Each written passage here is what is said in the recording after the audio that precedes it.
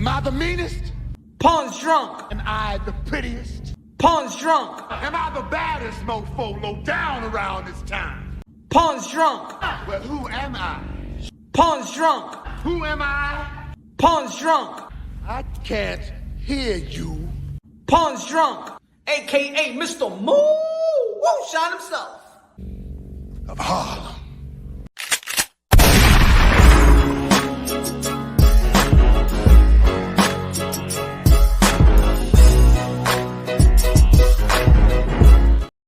What up? Good Sunday. You already know this is Punch Drunk Boxing, a.k.a. Mr. Moo Shine himself, a.k.a. El Adobo, El Sazón, El Borracho, El Pastor de Boxeo. Domingo. Sunday.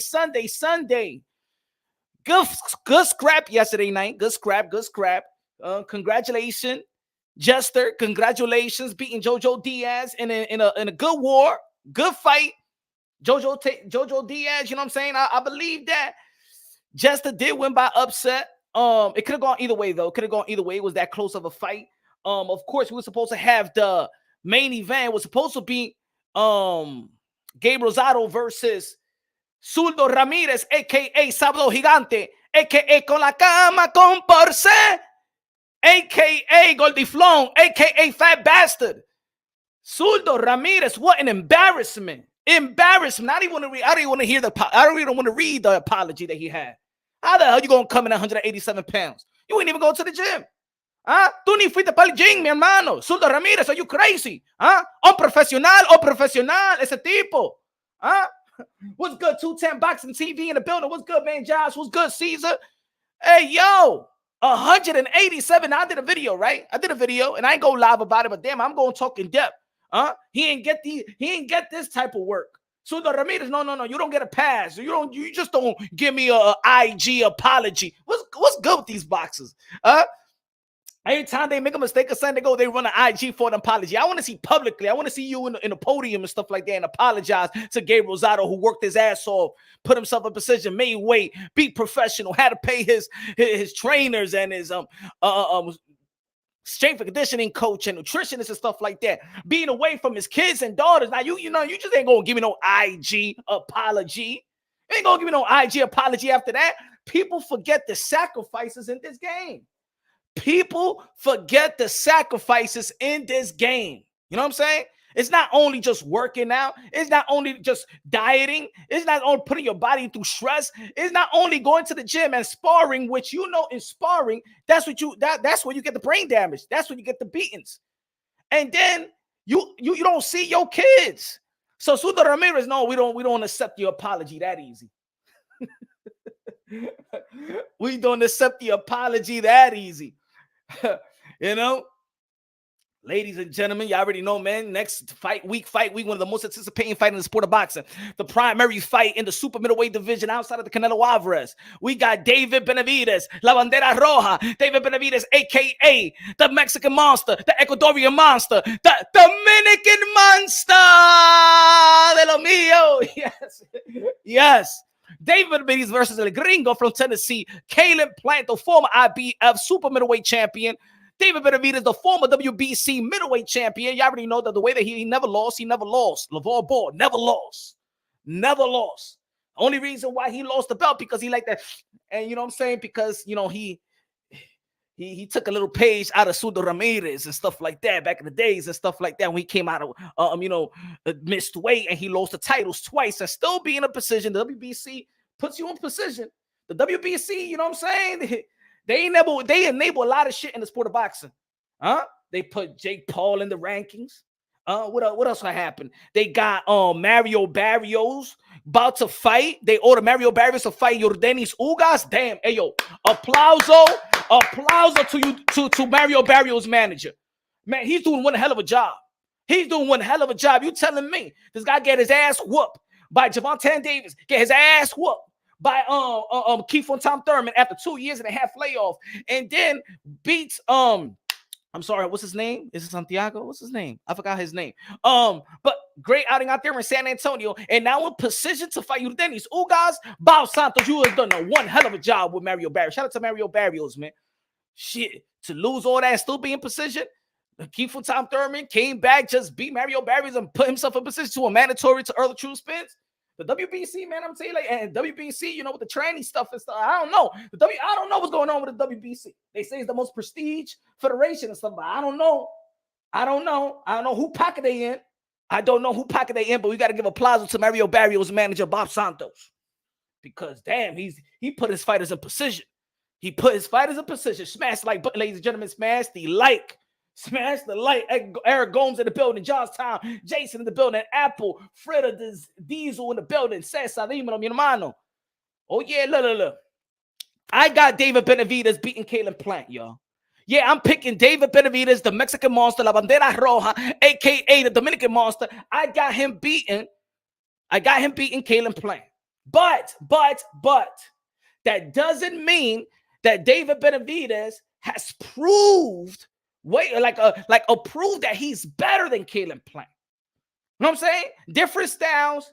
The accumulation of punches by David Benavidez, you already know, man, he got a great accumulation of punches, especially being out there in the super middleweight division. He's fast, he's strong, he's dangerous, he's tall, he's big. He got it all. The natural ability, the physical ability, the skillful, but also Caleb Plant with the footwork, got great footwork, got good enough defense, got an IQ right there in the ring, know how to position the power, know how to play some shots, know how to make mix the speed in those shots, very accurate, got a great jab and things of that nature. Caleb Plant know how to do a couple of things in there, a couple of good things in that ring.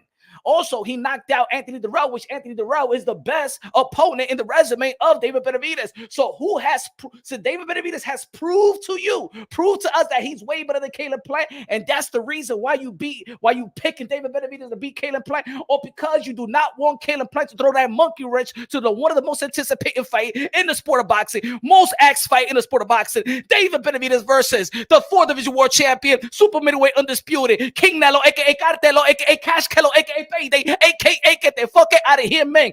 Is it because that reason? Is that the reason why you picking David Benavidez to whoop Caleb Blunt? I'll say Caleb Blunt. Caleb Plant's behind. Is it that the reason? Smash the like. Let's be real. I don't think that David Benavidez had the opponents so we could be like, oh my God, he is way better than Caleb Plant. I not yet. The naked eye told me that. You know what I'm saying? But in all actuality, I don't think that Caleb Plant got the respect that he deserved going into this fight, because maybe we just don't want him to throw the monkey wrench. Is it that?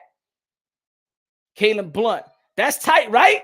Hey, yo, I'm gonna give him that name. Hey, yo, Caleb Blunt. Hey, Caleb Blunt. Oh, shout out to all the smokers out here. Shout out to all the smokers. I don't smoke. I just drink. Caleb Blunt is nice. I was the first one, Jason. Hey, yo. Matter of fact, I'm about to copyright that shit, like Caleb Plant copyright the website of David Benavidez.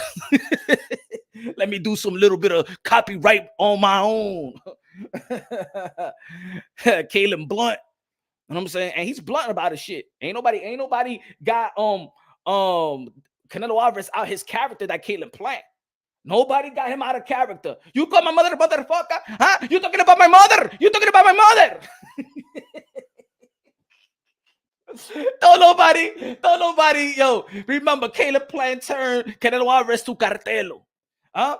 Shit, Caleb Plant got him so mad that this is the first time we saw, damn, Canelo Alvarez, you know how to speak good English, man. Why you be holding back? Caleb Plant got Canelo Alvarez so tight, he fired his translator and started speaking English like we never heard before. So Caleb Plant got some wordplay. Of course, that was the mise en scène in that infamous, you know what I'm saying, get the fuck out of here, man. That both of these guys know how to get Canelo Alvarez under their skin, and this is why I would like to see that fight also, because these guys know how to get under Canelo Alvarez skin. I'm telling you, we haven't seen a translator with Canelo Alvarez in a long time. And it started with them acting like he never knew, like he don't know what motherfucker means. Caleb Plant, man, stop, man, motherfucker. He said, motherfucker, you talk about my mother. Hey, you got a problem with me. You can say anything you have to say about me, but talk about my mother, you and me have a problem. Eh? Canelo Alvarez acting like he don't know what motherfucker mean. You know exactly what that means, Canelo Alvarez. Stop playing around. Huh?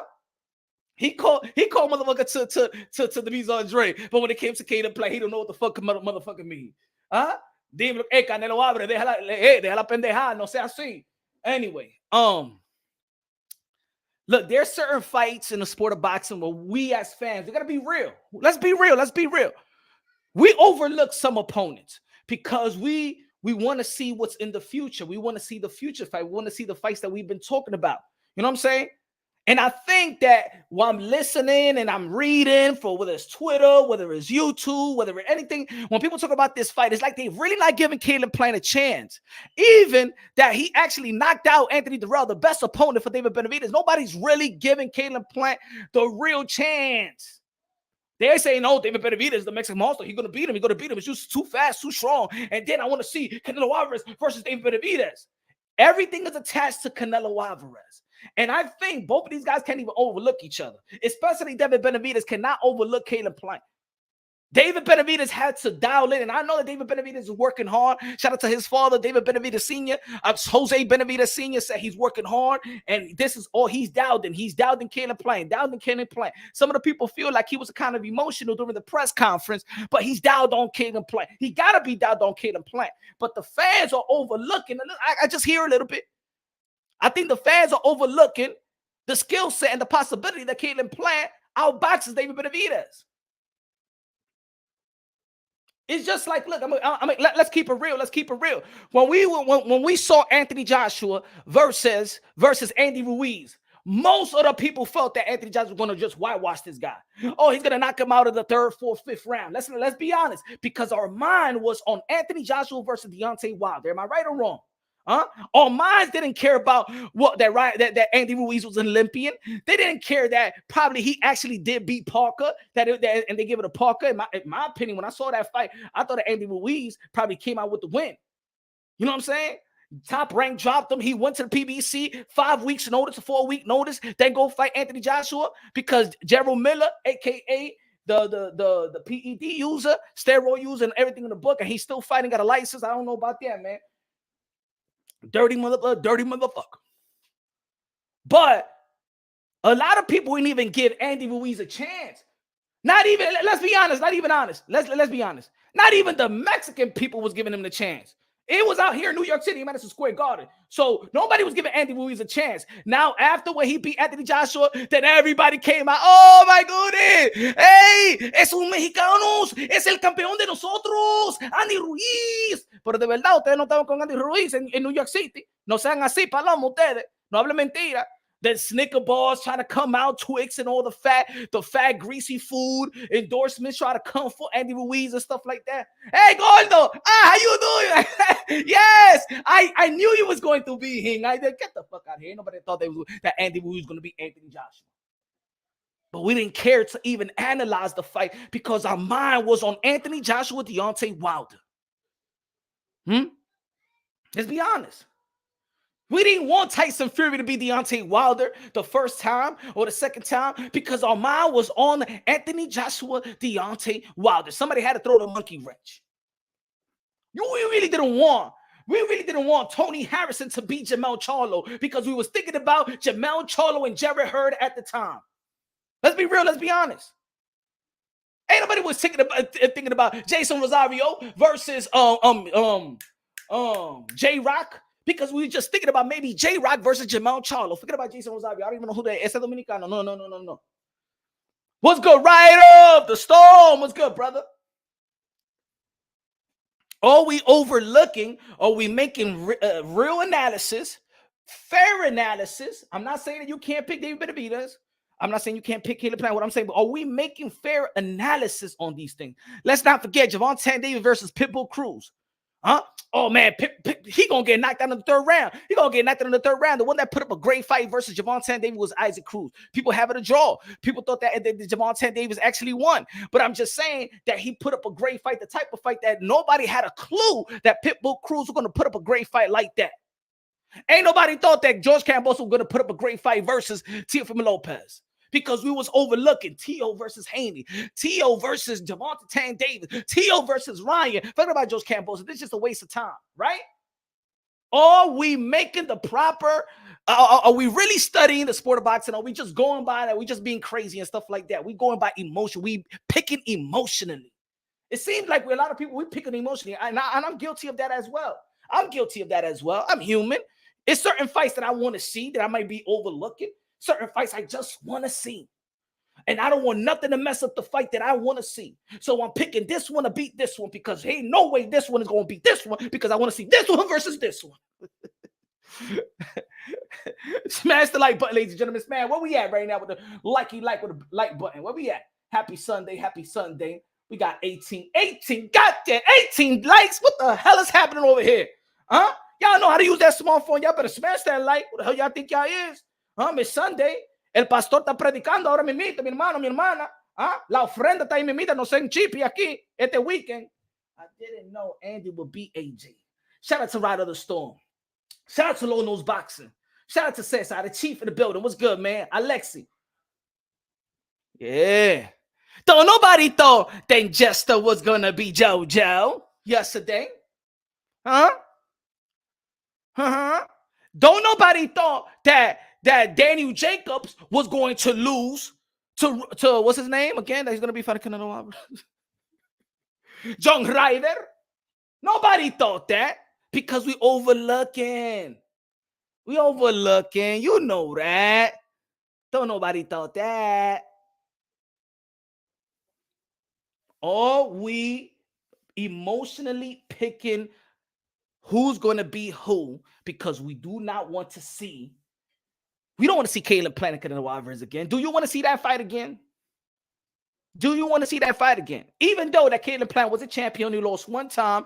And if you were undefeated champion, you lose your belt, you could get the right to get a rematch and stuff like that if you work your way back up, or maybe an immediate rematch, just like Evander Holyfield and Mike Tyson. Or you picking this fight because you truly believe in David Benavidez, that you truly think that David Benavidez is better than Caleb Plant? Are you picking the fight because you truly believe that David Benavidez has proved to you that he's better than Caleb Plant? Or because you don't want to see Caleb Plant and Canelo? You want to see the fight that you've been asking for. David Benavidez, the Mexican monster, versus Canelo Alvarez. You don't want Canelo. Put it this way.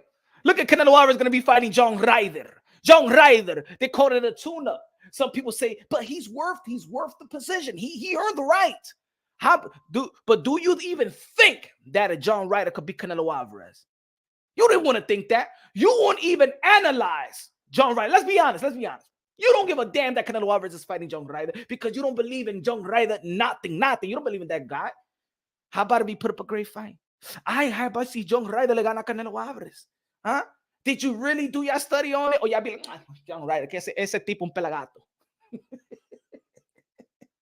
Ese tipo pelagato, my friend.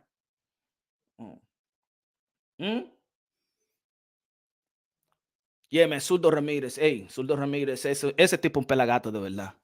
No Ripeki Gay Rosado. No Ripeki the sport of boxing. Not only you don't respect your opponent, but you don't respect the people that invest in you. You did not respect your trainer. You did not respect the people around you. You did not even respect the camera crew. You didn't respect nobody. You didn't respect the zone. You didn't respect yourself. That's embarrassing, man. We heard a guy overweight, at least 0.5, 0.6. You got 2 hours to make the weight. Go out there and make goddamn weight so we can get this fight. We heard maybe 2 pounds a pound. We heard Shakur Stevenson, damn, 2 pounds is just too much. We heard it before. Goddamn, 187 pounds. You ain't even go to the gym. You ain't even work out. You ain't even give a damn about that fight. Huh? The hell is happening to Zurdo Ramirez? Call yourself a professional boxer. And then you want the little people to respect the fighters, because I call them the modern day warriors, modern day gladiators. The one that put their life on the line for pure entertainment. That wasn't even burritos. You had a Thanksgiving feast at your house every day for breakfast, lunch, and dinner. Now you know these weight bullies is getting us tight, man. We're hearing too many of these fighters having weight problems. Just fight in your goddamn weight. I'm sorry about saying goddamn. Sorry, Dios, pero tú sabes que se oye más mejor cuando yo lo digo así. Pero no excuse me.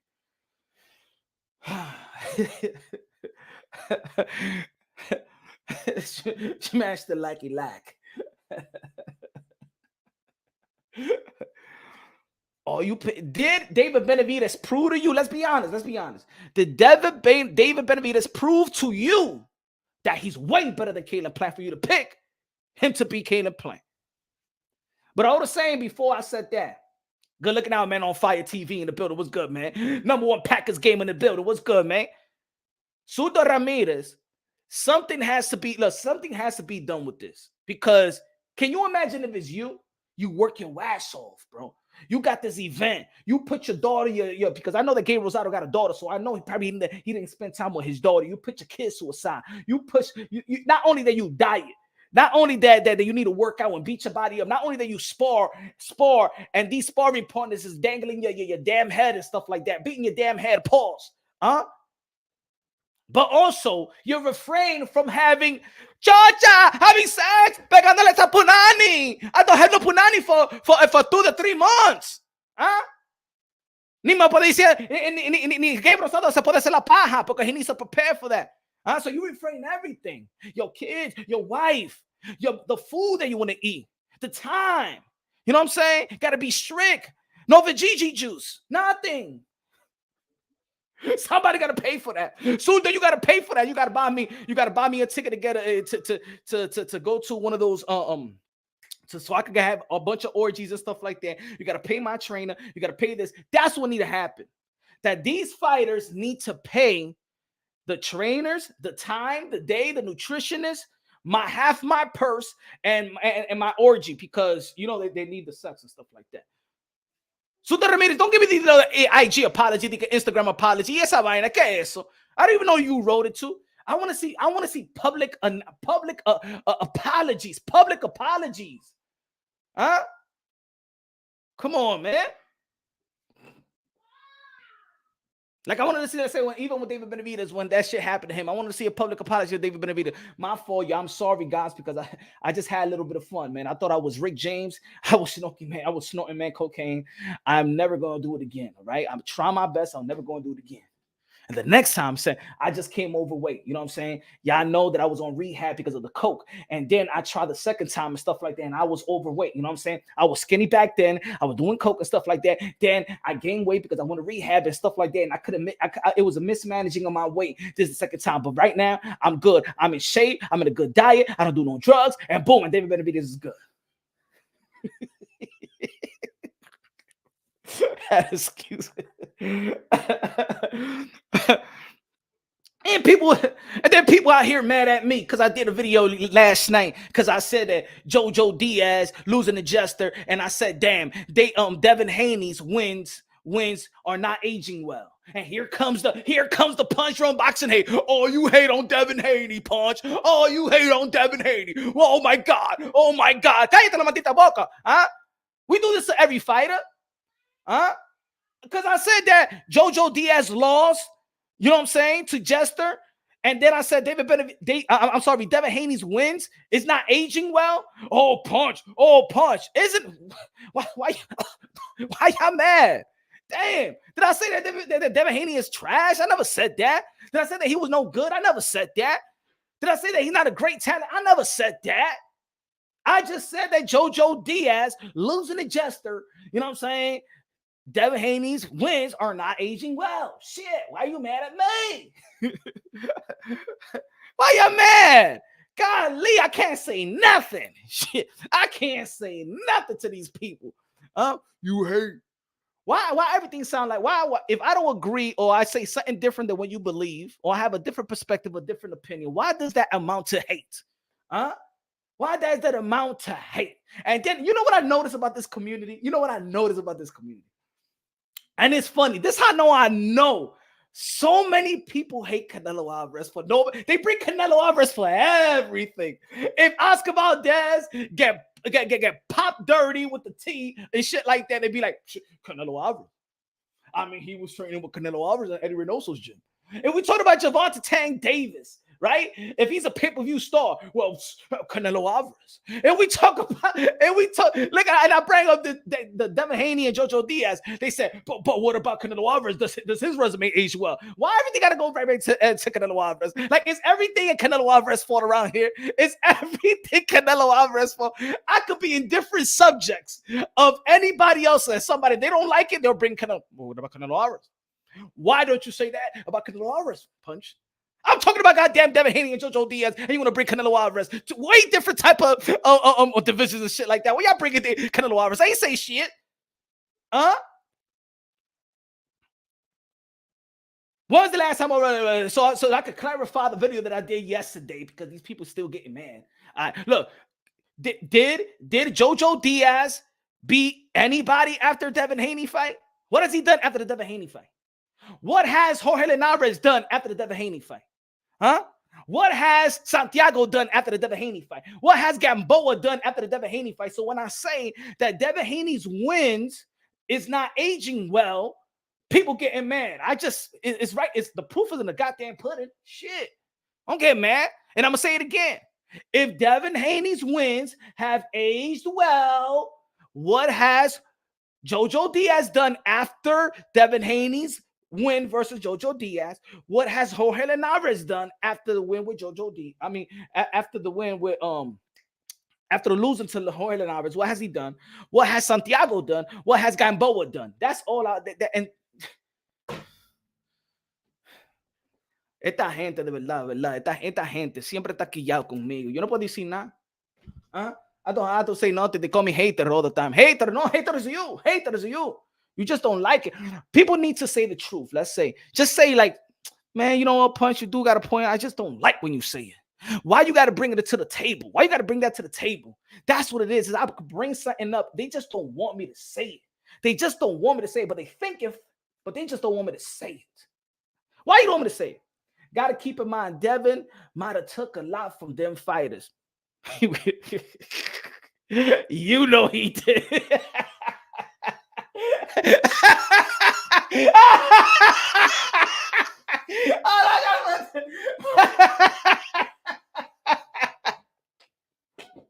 Stop playing around. You know damn well Devin Haney don't take nothing away from no fighters. Motherfucker don't give nobody a nosebleed. Come on, stop.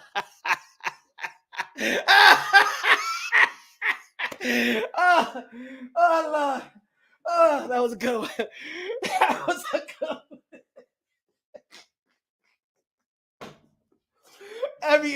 That was a good one, brother. That was a good one, brother. I needed that laugh.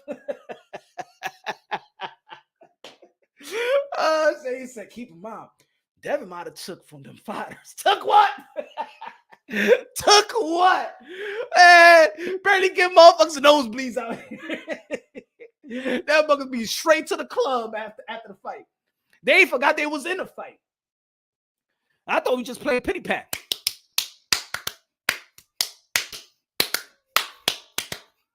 One, two, three. 1, 2, 3, 4. I get injuries playing pity pat with my own daughter than fighting Devin Haney. Oh shit! I get hurt more playing pity pat with my daughter than fighting Devin Haney, man. Let's be real. Let's be honest. Oh shit! I get beat up more playing hot piece of butter. I get beat up more playing Tahir. I get home my playing two-hand touch. Then fighting Devin Haney. I gotta be real. Yo, Mike from Boston in the building. Said David really put a dent in those guys. Oh shit. Oh, I don't think they're gonna ever be the same after that fight. The ref should have stopped it.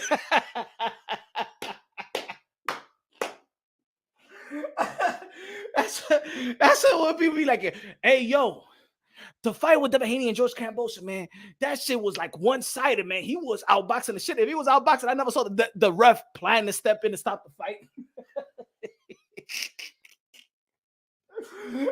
I think Devin Haney just I think his style. I think you know what he does to fighters. He annoys you as an opponent. It's not that he don't hurt you. He annoys you. It's almost like when you in the park, right? And there's a bunch of flies and the bees are going there with, and they're not hurting you. They just annoy you. They just going you that right. You know what I'm saying? When you in a barbecue in the backyard and stuff like that, and you got some mosquitoes and shit like that, and sometimes they biting you, right? It's Devin Haney's like a mosquito. That's what it is. Devin Haney's like a mosquito. You'll be like, hey, coño. Damn. And then you be like, man, I just want to go inside, man. Let me go inside. Let me go inside. Let me go chill in the AC. That's David Haney's style. He's a mosquito. I ain't going you. Damn, what's the spray? You got the spray?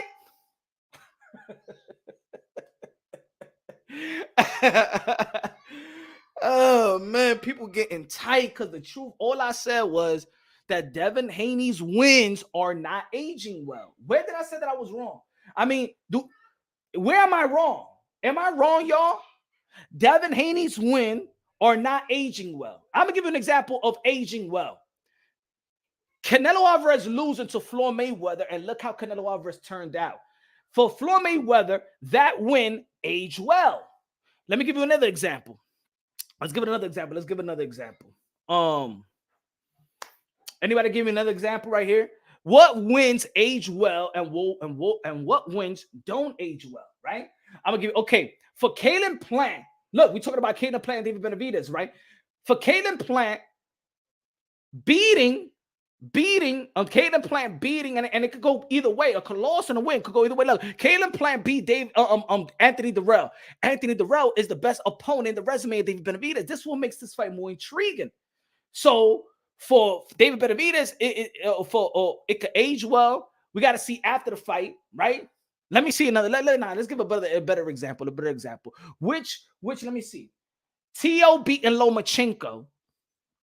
And then Lomachenko beating Comey the way that he did, and beating Nakatani the way that he did, and beating Jermaine Ortiz, in which Teofimo Lopez beat in the Nationals and stuff like that. So Teofimo Lopez win versus Lomachenko aged well. You know what I'm saying? Loma beating Gary Russell Jr. aged well. Let me see what Gary Russell Jr. did after that. Boom, right? He beat maybe. I think it's just too long. That's too long. Let's shrink it a little bit. That's the Gary Russell Jr. fight was way too long. That was what, 2014, something like that. We're in 2023. Let's bring it, because when they fight these type of fights, they still got to be within their prime, within their thing. Not within their prime, but within the time frame of you could give credit why, you know what I'm saying? Tio lost to Cambosa. Aged well.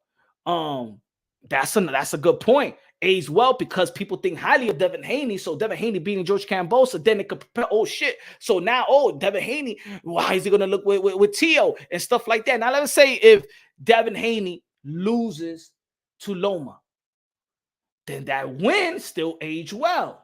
You know what I'm saying? Steven Shakur beating Joel Gonzalez. Look at Jamel now. He undisputed. Let me see if we can find one with Jamel. Did Jamel beating Brian Castano actually aged well, because Brian Castano beat Teixeira, and in my opinion, I believe that Brian Castano beat Lara. It was a draw, but in my opinion, I do give the nod to Brian Castano, right? Let me see another one.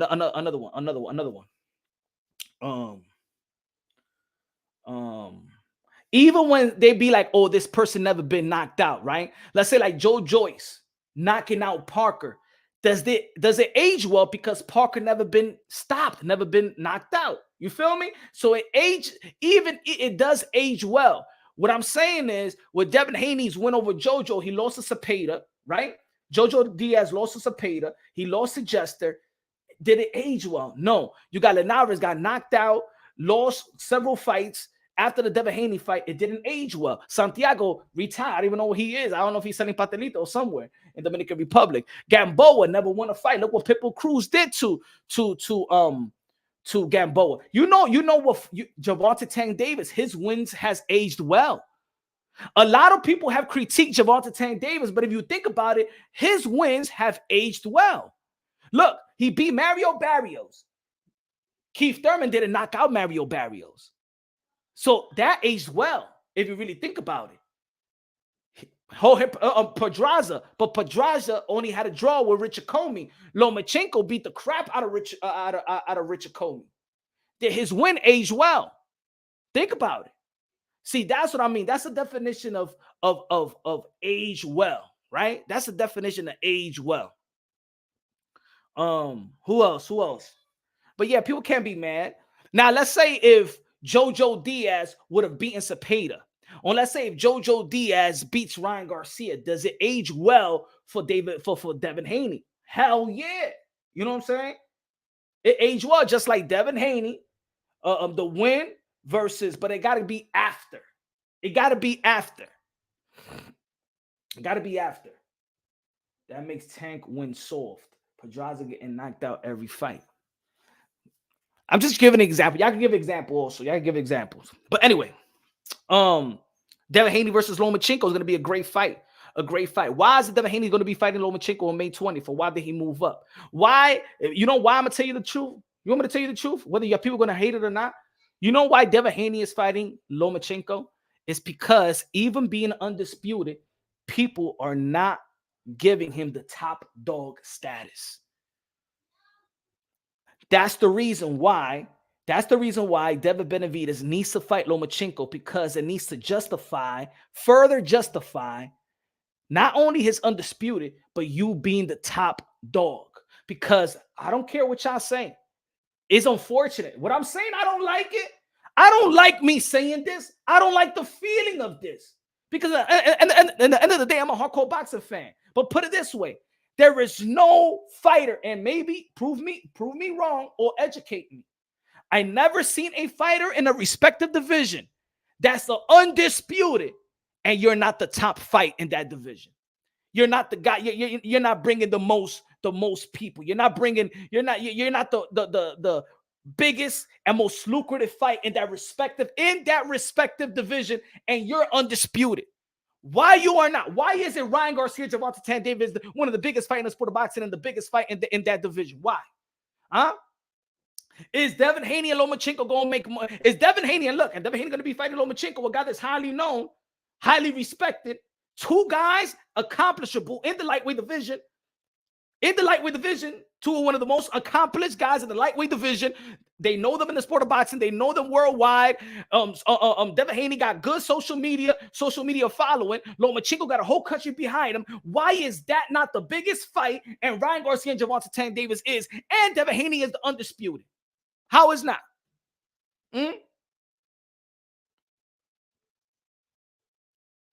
Isn't that though? So he needs to fight Lomachenko to bring some weight to that undisputed. Even beating George Kambosos, Devin Haney was not even put in the pound for pound list, even in his own network, ESPN. That's not me hating. That's not me hating. Maybe people see through it.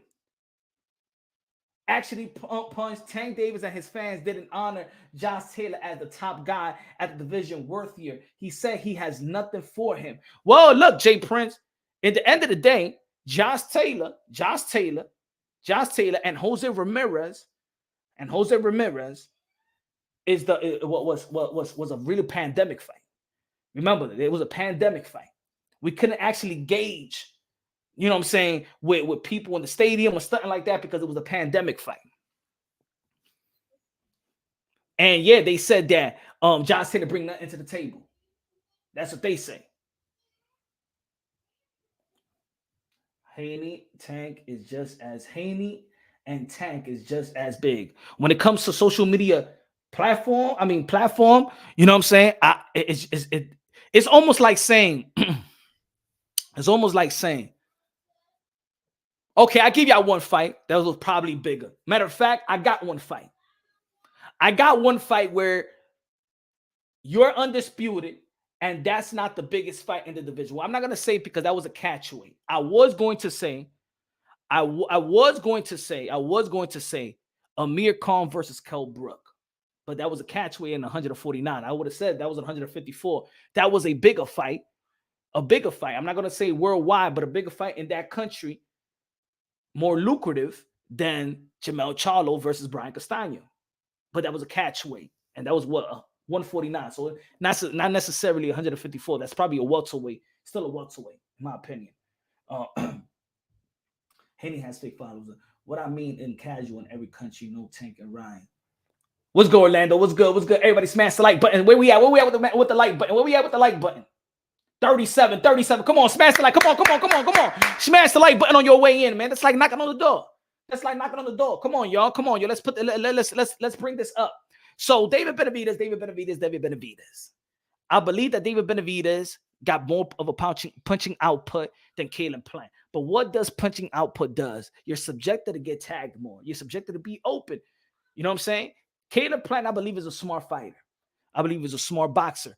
I think that, the way that Caleb Plant versus Canelo Alvarez ended, you know what I'm saying, with a TK, with a knockout, I think people forget the whole fight.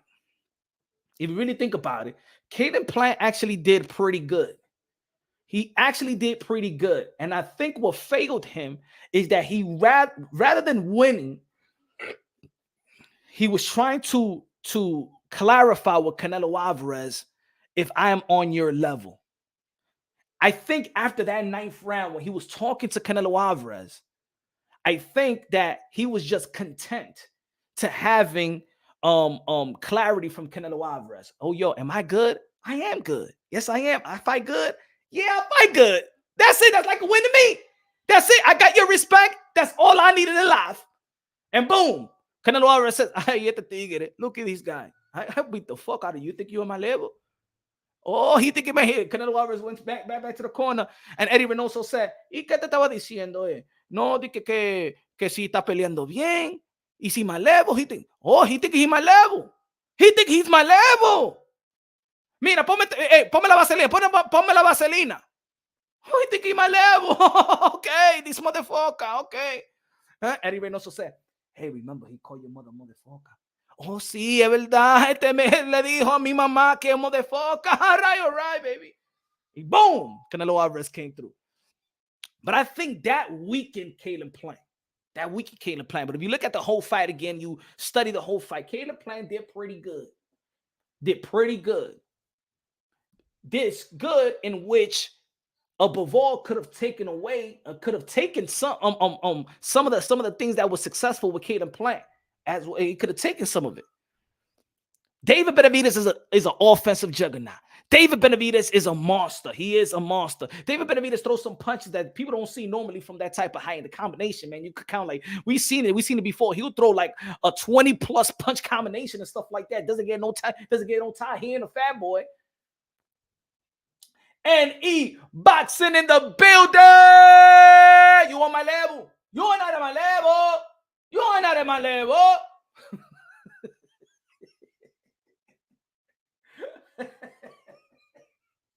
If it goes to the distance, Plant wins. If not, David has it. So, NE boxer fan says if it goes the distance, Caleb Plant beats David Cansada.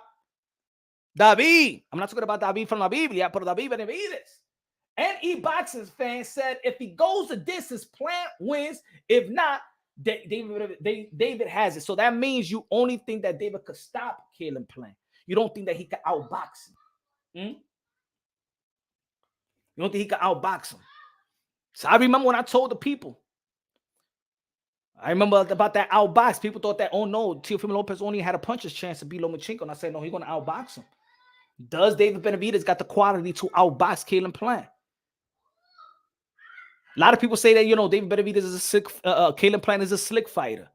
He looked more than slick versus Anthony Durrell. And then people are going to justify that well, Anthony Durrell is old. Well, Badu Jack just became a cruiserweight champion at the age of 39. Nonito Donaire beat Gaballo. I'm sorry, Obali became champion again. Manny Pacquiao beat and knocked down and beat Keith Fontaine Thurman. So, ladies and gentlemen, with this age stuff, I don't, a lot of people be like, oh, but he beat Anthony Durrell. Anthony Durrell is old. No. If let's educate ourselves on that boxer as well. When we're looking about when we're talking about their age, let's understand their resume, how they lost, how they've gotten beaten, the totality of how you say it, of wear and tear, You know what I'm saying? A lot of these guys may be old, but there's not a lot of wear and tear. Low nose boxing con la ofrenda. Says, shout out to Punch. You inspire my next video topic. Wins that aged well and wins that aged bad. That's a good one. That's a good one because a lot of people always talk about it, but I never really see it's true. Low nose. I hope you do it. Everybody subscribe to my brother Low Nose Boxing because a lot of people really don't talk about aged well. Like they don't do a video about it. They don't do live about it. You know what I'm saying? We talking about it right now, but in more depth. Low Nose Boxing, you know what I'm saying? He's a historian and he could do that. Go subscribe to Low Nose Boxing. Good looking out with a super chat, my brother. I appreciate you, man. Appreciate you. Gracias por la ofrenda. La ofrenda es domingo en la iglesia después de Dronky. Chino with the building. What's good, man? Yeah, but people got tight. Yo, Low Nose Boxing. You saw the comment section, right? People tight at your boy Punch. And these motherfuckers haven't done shit. These guys haven't done nothing really after the Devin Haney fight. They get mad. I'm just saying it doesn't age well. Man, people tight. Yikes. What, man? Damn. If look, I heard that Camboso is gonna be fighting what's his name? Damn, what's his name? From Australia. I did an interview with my guy. Who Camboso gonna be fighting next? Damn, I got so many boxers' names, but damn. But anyway, if he beats Cambosos, then does that win age well? Maybe no, but he beat Tio. That's why that win looks good. César con los 2 pesos. Gracias. La cerveza del presidente me lo voy a comprar ahorita. Good looking out, César. I appreciate you, brother. Nah, he's not fighting Maloney. He's right. He's fighting. Oh, well, what's his man? I can't believe, man. Hold on. Maxie Hugh. Now, if Maxie Hugh beats Cambosos, it's going to look bad for Devin, and it's going to look worse for Tio, right? Right? It's going to look bad. It's not going to look bad. It's not going to age well, but it's going to look worse for Tio, right? See, when you beat somebody when they're still doing good, you know what I'm saying? That's why a lot of these fighters shouldn't shit on their fighters. They shouldn't shit, like build a fight, talk shit amongst each other. I'm gonna whoop your ass. But when fighters go after each other's resume and say you haven't done nothing in the sport of boxing, you haven't done this, you haven't done that, you know what I'm saying? Then you devalue your own win. That's what's happening to boxers right now. Chino con el super chari party que. Dímelo, mi hermano, con los 5 pesitos. Gracias, Chino. God bless y'all, man. Yes, boxing. Bozo versus Maxie Hugh. If Maxie Hugh beats George Camboso, will it age well? Would it age well for Devin Haney? But if he beats Lomachenko, ooh, man. See, that's the reason why Devin Haney has to fight Lomachenko. Good looking out, Chino. Appreciate you, my brother. You know it has to age well because now, you know, it's not believing in some people, look, they believe in triangle theories. Some people go with the he inherits a resume. You know, some people analyze things like that. I really don't, but in certain conversation, people actually do. Like if he beats this person, oh, that means that you could beat everybody that he beat. In all actuality, it's not true, right? But people use that. Like, yo, if he beat him, imagine what this guy will do with him. You know what I'm saying?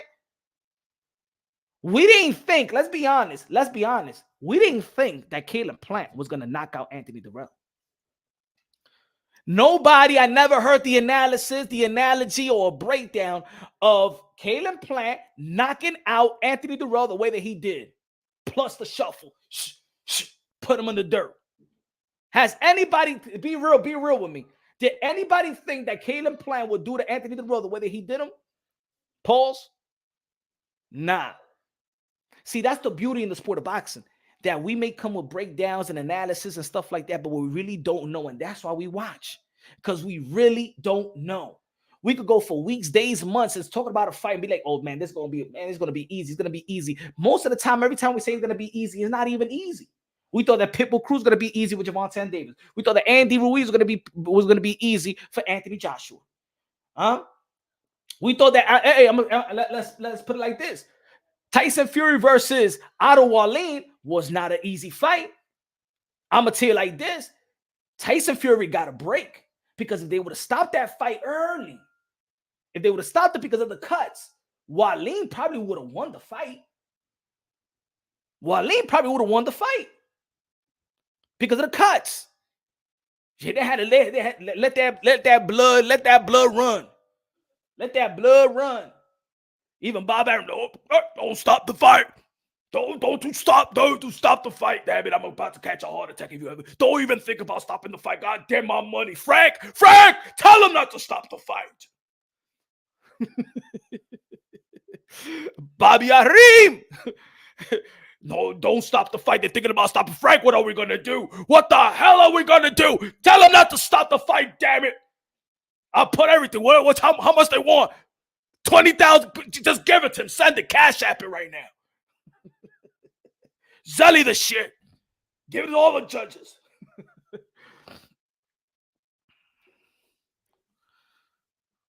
Yeah, man. But this fight is going to be good, and I think it's better than what people give it credit for. And that's in all actuality, that's what keeps boxing healthy. Because that gives boxing, it gives the fans the anticipation, right? The reason you're more intrigued with David Benavidez versus Caleb Plant, not only because you're intrigued with the fight, because you're intrigued with whoever wins get a shot at Canelo Alvarez. And I'm gonna tell you like this: as a fighter, when you have that, that's highly more sustainable for your career. Why do you think that Mayweather and Manny Pacquiao was just as big? It was basically Manny Pacquiao with Floyd Mayweather. Anything you can do, I can do better. Whoever you fight, I will fight. Whoever you beat, I'll beat them better. So we're looking at Mayweather, but we're looking at Mayweather thinking about Manny Pacquiao. We're looking at Manny Pacquiao thinking about Mayweather. We're thinking about Mayweather thinking about Manny Pacquiao. And boom, they're building the fight. And yes, us boxing fans was frustrated. Us boxing fans was highly frustrated. I never seen the boxing fans so frustrated like it was with the Manny Pacquiao and Floyd Mayweather build up and marination, right?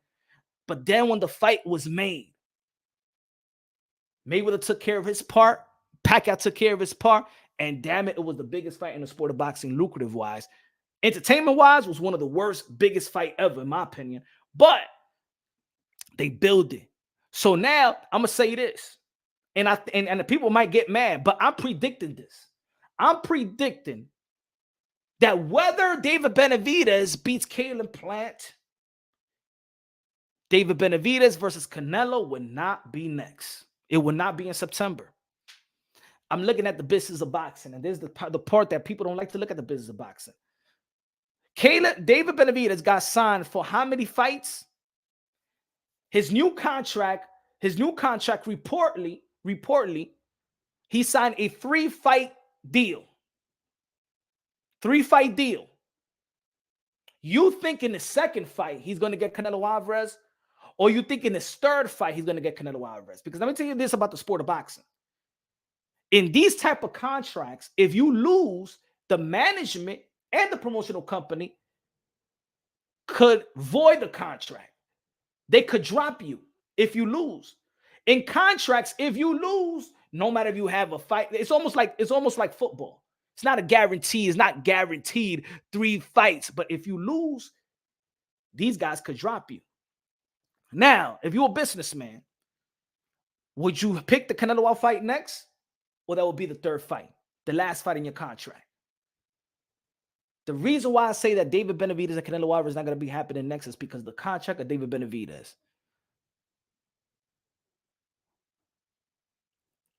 Maybe it could be. I'm just predicting it. I mean, look, how many fights did Floyd Mayweather have, right? How many fights did Floyd Mayweather have in the Showtime contract? He milked it. He wasted to Manny Pacquiao to all the way to the end. He didn't fight. He didn't get the deal, and then let's get the Manny Pacquiao fight, because he got the Manny Pacquiao fight, and boom, he's exit out. He strategically build it up to the almost the end of his contract. You know what I'm saying? He built it up almost to the end of his contract. So let's see Benavidez and Morrell. I don't know, David Benavidez and Morrell. I don't know if they're going to do that right quick. I think they could. You know why? Because I see it like this. See, I always see it as a business point. You got to see it as a business and see how, at this point, look at this way. Instead of people in boxing always criticize the PBC model or whatever model these promotions have, learn from it. Learn from what they do, how they do it. You know what I'm saying? So you probably know what's going to be next. David Benavidez already told y'all that he's not going to stay in this division quite for a long time. He's going to wait for the Canelo Alvarez fight, right? If the Canelo Alvarez fight don't come to fruition, he's willing to go to the 175 pounds. And we all know that he's close of going, whether it's this year or the beginning of next year. I give it 2 more fights for David Benavidez or 1 more fight for David Benavidez to stay in this division. Now, go to that division. And who are they going to make money off in the 168-pound division? Of course, David Morrell. He's the guy next in line. Why are you going to move him up when you can make money off him in 168? You understand? So I don't think they're going to put David Morrell versus David Benavidez. He's in place now. We as fans, we should push the WBA, because the WBA said that they will put the regular WBA versus the super WBA.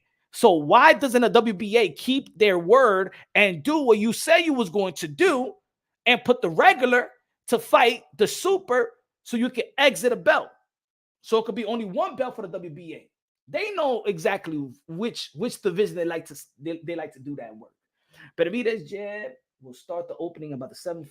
By the 7th, Plant Death will get broke down and he's on his skates. I think that Caleb Plant is going to have a lot of openings to capitalize off of David Benavidez. That's what I truly believe. That I think that David Benavidez throws a lot of punches, and when he throws a lot of punches, he squares up. If Caleb Plant got a good body attack, let me see if he respects. If David Benavidez respects his power. We never, I think as a community, never gave Caleb Plant the respect for the punching power that he possesses. But after his last fight, I think now we're talking about it. That has become an addition to how we break this fight down. That probably before we never broke it down like that. We never emphasize, or we never bring to the table the power of Caleb Plant. But because what he did to Anthony Dirrell, the best opponent that David Benavidez has beaten, and that was more of a stoppage because of the cuts. Now we're talking about Caleb Plant, not only as a skillful fighter, know how to use his legs, know how to jab, know how to position himself. You know what I'm saying? But now we're looking at the power shots. Now, and to break this fight down is actually harder than what it was if they was going to fight the first time. You know?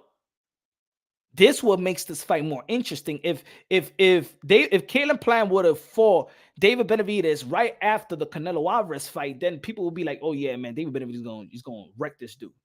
But because of his performance versus Anthony Dirrell, not only he looked good, we're talking about his punching power.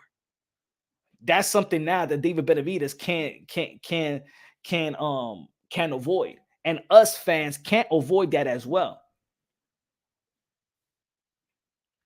I think it could be. I think it could be because, you know why I think it could be? Because David Benavidez looks better, right? He looks more spectacular. But we cannot honestly say that David Benavidez is in another level of Caleb Plant.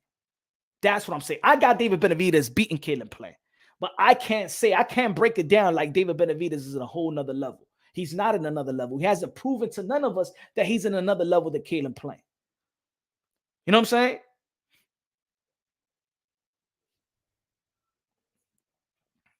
He's not in another level, and that's what makes this fight more intriguing. This one makes this fight closer to a 50-50 fight.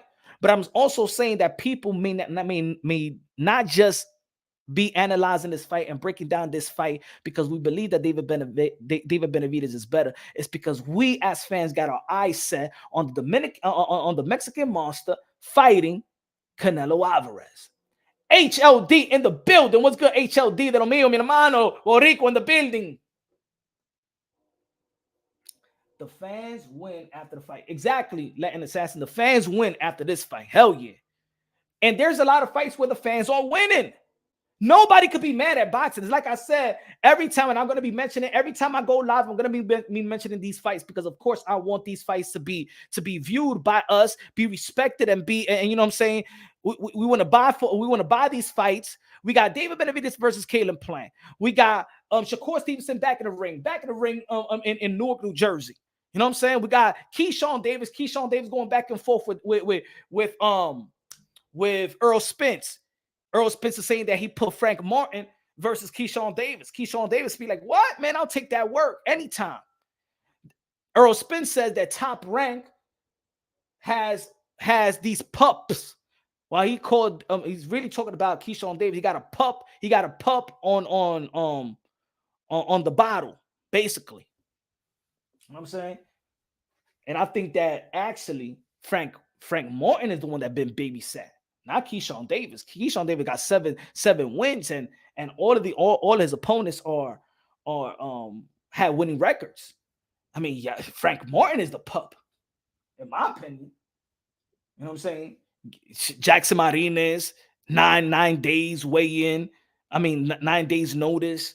Got to fucking lose man weight just to get the fight. You got Michel Rivera. That's supposed to be a good fight. Drain himself though. Keyshawn Davis and Frank Martin will be a good fight. I got Keyshawn Davis. I think Keyshawn Davis got more skills than Frank Martin. David looks bigger than Plant. David is bigger than Plant. David did look bigger than Plant, but I think that he got the footwork. Look at everybody that he fought. I don't think that Caleb Plant has been in the Caleb Plant has been in the ring with the best. David Benavidez hasn't been in the ring with the best. David Benavidez, if he pressures Caleb Plant, who said that Caleb Plant got no footwork? Because when we analyze Caleb Plant, but then people say we analyze David Benavidez. Oh man, he's going hurt him. He's going to cut the ring off. He's going to do this. Caleb Plant got enough skills with his feet to evade those shots, not to be trapped. I think, in my opinion, with Caleb Plant and Canelo Alvarez, because we're only going to remember what he did. Like I said earlier, I think that Caleb Plant lost focus and forgot about winning the fight. He was more concerned at one point, and you can hear it on the audio. He was more concerned in getting the respect of Canelo Alvarez than winning the fight. And I think when the dog smelled that, Canelo Alvarez said, "Oh, this motherfucker think he on my level. Oh, he really think this is a good fight. I'm not demoralizing this cat. This cat actually think that he's having a good time with me." I think Caleb Plant lost focus in winning the fight, and he felt like a winner when Canelo Alvarez said, yeah, when he was like giving him the justification, like, yeah, you good. I like this fight. It's good. You good. We're on the same level. It's only the 9th round. As soon as Caleb Plant got certified that you could compete with Canelo Alvarez, at that moment, he felt that he won and lost focus. That's my opinion. Just like I believe that Tony Harrison lost focus versus Jamel Charlo. As soon as he felt he was in a little bit of groove and he was showboating and looking at the fans, and boom, reality hits. Nah, it ain't that easy, bruh. Now we're going to the championship rounds, bruh. You know me, I know you now. Battle nutrition, brother. It's a 50-50 fight. Facts. Let me get my brother HLD. HLD said, Benavidez is a flat-footed, come forward pressure fighter with power and hand speed. Plant has footwork and the tools to dance his way around into a 12-round decision. See, these are the type of breakdowns that really does it make a lot of sense. If this is like a very accurate analysis. Breakdown is very accurate. Why do we think though? Why many think that David Benavidez is just gonna train wreck, or how you say it's just gonna go through a Caleb Plant? Why do we think that? Because we can't say that David Benavidez is another level. Not yet. We can't say that. We can't say that. We cannot say that David Benavidez is in another level of Caleb Plant. I believe this fight is going to be tighter than what it is. If we break it down unbiasedly, logically, and objectively, I think this is David Benavidez' tough opposition. I think that Caleb Plant already been in the tough opposition, and we saw that Caleb Plant learned from his loss. We saw that Caleb Plant was willing to go out there and fight a proven champion, a proven fighter at that division. He didn't fight nobody that was smaller. He didn't fight nobody that was drastically bigger. He fought a skillful, proven fighter after his loss versus Canelo Alvarez, in which you erased the knockout, that last round. He didn't do too bad. He didn't do too bad. It's a lot of good things that Caleb Plant could take away from that Canelo Alvarez fight that he had. And some of the and good fighters, look, great fighters make timely adjustments in the ring. Good fighters make timely make adjustments after they take a loss or a bad performance, and then they come back and they go back to the drawing board. They come back the next fight and look spectacular, look good, or look great. Bad fighters, not good fighters, are the people that can't learn, can't make timely adjustments in the ring, can't make the adjustments, can't make the adjustment with the coaches, the chemistry, nothing like that. And they just snowball effect. Everything just fall apart. La ofrenda. Estamos aquí una hora ya. Espera. Dame poner Pancho, dame un poquito de agua. Dennis told me, Dennis let us know. Said it never means it, and it made it wrong. What do you mean? Screaming when out low. Dennis started showing when it made it feel. Mía, saben que yo le tengo una producción que dice, mami, ¿y qué lo que? Yo, dime si me quieres o si no me quieres. Mami, yo tengo mala suerte con las mujeres. Mami, tú me tienes llorando como un perrito. Llorando como un perrito. Llorando como un perrito.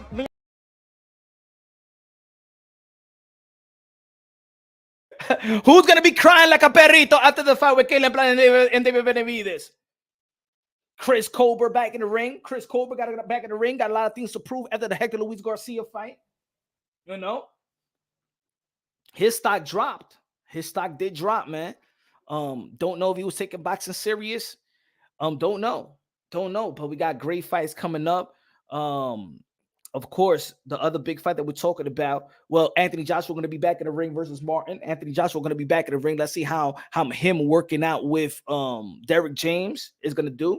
Derrick James, probably the trainer of the year, 2022. Colbert 8-4 over Rayo. I think that Colbert, if he can make a statement if he stops Rayo, and I know that Rayo Colbert is not a knockout artist, but I hope that I'm going for Chris Colbert on that one. I don't know. I never was a Rayo. I never saw anything really special about the kid, in my opinion. Chris Colbert, his punching power, but I think he plays around too much. James Kelly says CP is going to use DB's anger, and Caleb Plant is going to use David Benavidez's anger and walking down boxing technique against him. I don't see either one walking through each other. Yeah, I think Well, could David Benavidez overwhelm him throughout the rounds? I don't put it this way. Put it this way. Shout out to Gabriel. Gabriel with a super chari, parique, my friend. Se Pancho de lo mío. They're looking now, Gabriel. I think that David Benavidez is going to walk down Caleb Plant when Caleb Plant, remember, is a 12-round bout. Remember, after the 9th and 10th round, would you be able to sustain that movement? How about if Caleb Plant does hit David Benavidez a couple of times with some of the best shots, and it don't do any damage to David Benavidez? We've seen David Benavidez floored before. We've seen David Benavidez floored before, and that's because I've been saying the same thing. When he shoots that right hand, look, this is one thing about David Benavidez, and I said for a long time. Now I ain't no trainer, but let me say you like this, right? Boom, you learn like this, right? When you shoot that right, what happens to David Benavidez when he shoots that right? He stays in line a lot, but then he's throwing some combination, but he stays straight up. That's the moment where I believe that a Caleb Plant should take,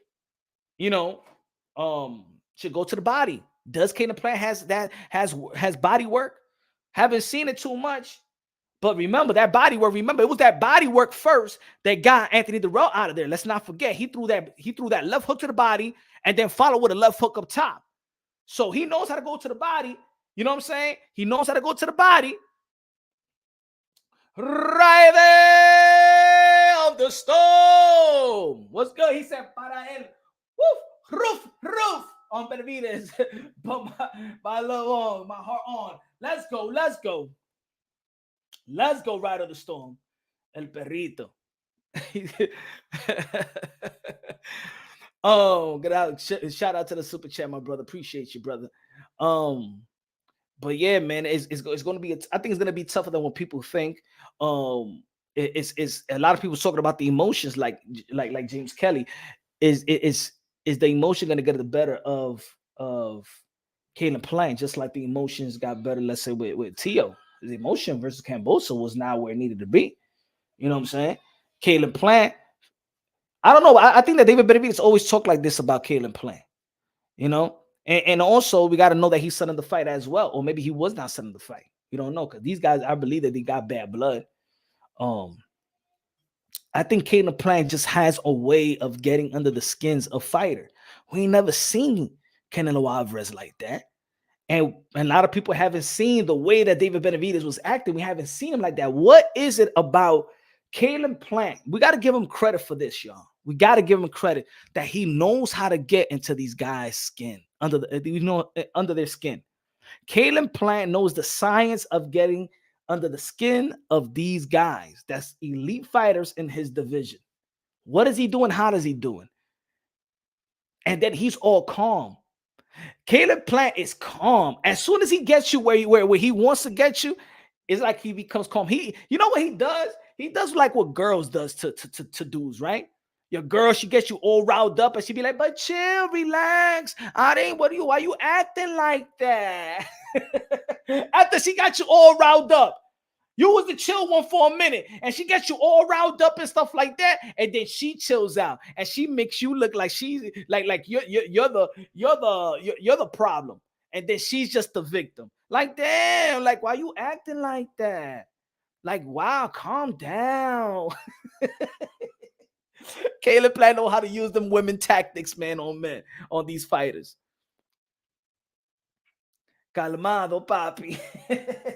Right? Your girl gets you all tight and stuff like that. Like, not because you don't be paying attention to me and stuff like that. Yeah, baby, but I gotta work. You know what I'm saying? And she just keep on coming. She keep on coming. Now you don't care about me and stuff like that. Pero mujer, que yo estoy trabajando, ya que tú quieres que deje el trabajo, eh? You don't want the bills to be paid around here. Es que tú pruebas. Pero cálmate, papi, cálmate. Dame, yo estoy diciendo que yo quiero ver una movie en Netflix. Eso es todo lo que yo te pedí. I just want to see a Netflix movie. I just want to spend some time with you. And tú estás así como you still fuming like, damn, man. Fuck, you want me to quit my job and shit like that? What the fuck you want? No, I don't want to even ask no more. I just needed the 2 hours for Netflix. I just want to see the new movie.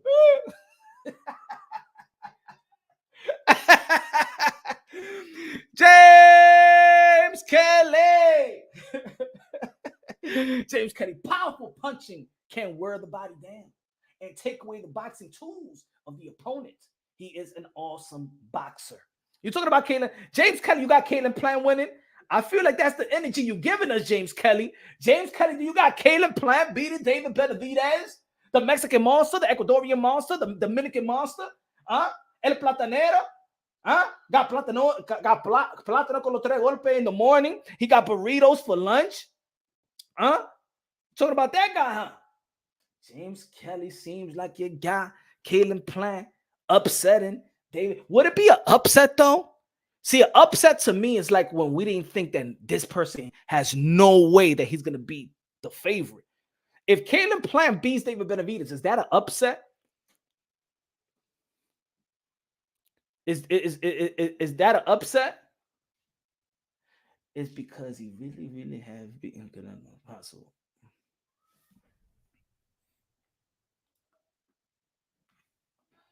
Is that an upset? Think about that. They're in the same. For me, they're in the same level. I don't think that David Benavidez is above Caleb Plant. I don't think that Caleb Plant is above David Benavidez. I don't think no one is. I think they're still on the same level. And after this fight, we're gonna understand who's level, who's above who, because David Benavidez haven't really done nothing that Caleb Plant never did. You know what I'm saying? In terms of resume, opponents, and stuff like that. I don't see the levels yet. I see the different styles. I see the best styles for the naked eye. I like David Benavidez more, but let's be honest. I'm picking David Benavidez to win, but they're not in the they're in the same level, in my opinion. Would it be an upset if Caleb Plant beats David Benavidez? Because an upset to me is like when a guy is not supposed to beat you. When a guy's not even, hell no. This guy that Shakur Stevenson going to be fighting, hell no, he ain't supposed to beat him. That's an upset if he beats him. Martin, that's an upset if he beat Anthony Joshua. That's an upset. You know what I'm saying? So, is this an upset? Or you going to be like, you know what? Maybe Caleb Plant is better than we thought he was. And then we'll think maybe Canelo Alvarez was greater than we thought he was. We're going to, if Caleb Plant beats David Benavidez, Caleb Plant is better than we thought he was, and Canelo Alvarez is greater than we thought he was. Is it like that? Is that how we're going to break it down? Yes, upset if Caleb wins. Why? Benson Hedges. Why is it upset if Caleb Plant wins? Boxing Frank, my brother Frank said, yo, no, it's a 50-50 fight. Only reason this fight has relevance is because they are attached to Canelo only. Otherwise, it's a good regular fight with no impact on boxing. Damn, that was kind of harsh too, Frank. I think this does have an impact on boxing. I think taking Canelo Alvarez aside from, I think that people are going to be more intrigued of this fight because of Canelo, but this is the best fight in that division outside of Canelo Alvarez. So if Canelo Alvarez says, I'm going to the 175-pound division, I'm going to stay there, this is still the best fight in the super middleweight division. So I can't say it has no impact on boxing. I think it has an impact on boxing. I think that people, and look, it's healthy though. You know what I'm saying? It is healthy in boxing that we look at one fight and we're looking at the biggest fight down the line. Beyond the ring with Nonito and Raquel. What's good, champ? What's good, champ? What's good, champ? King and the queen of boxing. What's going on? What's going on? What's good? What's good? I think that it's healthy in boxing where we look at a great fight and then there might be a greater fight down the line, because this is a great fight. Caleb Plant, David Benavidez, great fight. The winner, in which a lot of people want David Benavidez to win because they want to see David Benavidez and Canelo Alvarez, which makes it a greater fight. You know what I'm saying? But Caleb Plant and David Benavidez, in my opinion, is in the same level. We're going to see if David Benavidez is in another level next fight. I mean, this fight that's coming this week, March 25th. Is David Benavidez in another level? But right now, we cannot say, unbiasedly, logically, and objectively, we cannot say that David Benavidez is in another level of Caleb Plant, not just yet. The resume is not there. They won titles. Both of these guys have won titles. IBF, Caleb Plant, WBC, David Benavidez. They got the best Aside from Canelo Alvarez, the best opposition, the best win in their careers, Anthony Dirrell. We cannot say that David Benavidez is in another level of Caleb Plant. I believe come this Saturday, I believe he's going to show the world that he's in another level. But as of right now, to break down this fight fairly, not thinking about that I want David Benavidez to win because I'm desperate to see David Benavidez and Canelo Alvarez, and we feel like that's one of the biggest fights in the sport of boxing. I have to break this down. Caleb Plant versus David Benavidez without the influence of Canelo Alvarez. Nonito Donea, Raquel, Rachel Donea. Andre will be David's next fight. I believe Michael Page. I do believe it. Everybody going to respect the Tennessee truth. Danny Medina in the building said, everybody going to respect the Tennessee's truth. The gringo, the white boy. You know how it is. It's kind of, you know how it is in boxing. You know, I think it hurts more. Does it hurt more? Let's be honest. Let's speak the truth. Let's speak the truth for what it is. In our community, especially the Black and Latinos. Let's keep it real. Are you more embarrassed? Let's talk about it. Yeah, let's go down to the nitty gritty. Are you more embarrassed when you get beaten up by, let's say you Latino, let's say you Black. Are you more embarrassed getting beat up by a white person or a Latino person? In the hood.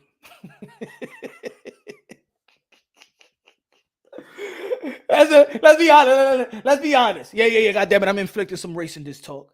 Everybody else does it. James Kelly in the building. What's good, Sam? Caleb Plant mental state is vital. If either one loses, it would not be an upset. Facts, I agree with you on that one, brother. If the fight is great, their stock will rise. I agree with you right there, brother, too. The boxing world analysts know Caleb can bring it, and so can David Benavidez. Yes, sir. The real one, the unbiased, logically, and objectively, the one that's breaking this fight and analyzing and studying this fight fairly. Yes, I am with Caleb Plant. Respectfully, I knew it, James Kelly. I knew it. Be advised, James Kelly got Caleb Plant beating David Benavidez, a.k.a. the Mexican Monster, a.k.a. the Ecuadorian Monster, a.k.a. El Platanero, the Dominican Monster. James Kelly got Caleb Plant. Good looking at James Kelly. I knew it. I seen the energy. I read the energy, brother. I read the energy. Hopefully the wife is good. Hopefully school is great. James Kelly, one of the masterminds in the sport of boxing. Not only the sport of boxing, but life itself. Shout out to my brother James Kelly. Newark, Patterson, Jersey. Newark, New Jersey is gonna be Shakur Stevenson. Not next week, but the week after. Is it the week? Yes, the week after. He said, let me see why that matters. I just want to talk about it, self-production. I'm just mentioning this shit. Come on, we having fun. Why in the hood? That's worse, I think. Boxing with Frank said, definitely a white boy. Both fighters are cool, but I'd rather see David Benavidez fight Canelo. I think this is the normal breakdown, though.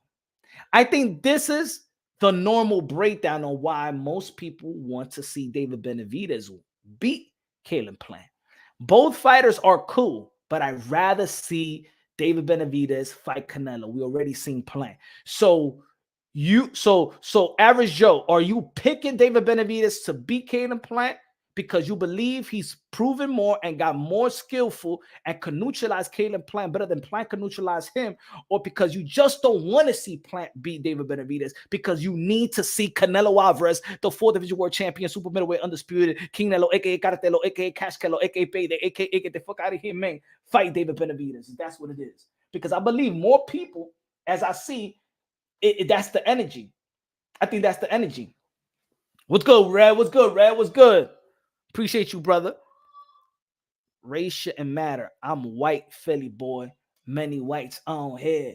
Nah. We're not saying this in a bad way. Shout out to my blanquito. Shout out to my whites. Shout out to my blacks. Shout out to my Latino. Shout out to my Asian. Shout out to my everybody, man. I don't even like saying colors and stuff like that. But you know how people speak.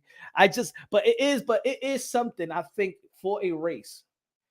If you're getting beaten up by a white boy, it's just something there because of the history of this country. You know what I'm saying? It's like more of a demoralizing. Like, hey, yo, you got beaten up by a white guy. Oh, shit. Oh, white guy. You know, in certain areas, like in certain sports, right? If a white boy crosses you why you think the professor is the professor in street ball? He's noticed, you know what I'm saying? Because he's just a white boy that be doing something, that be moving like a black dude in the court. You feel me? So they say, you feel me? I'm just breaking it down. We just, this is just a good energy. That's all. It's good energy.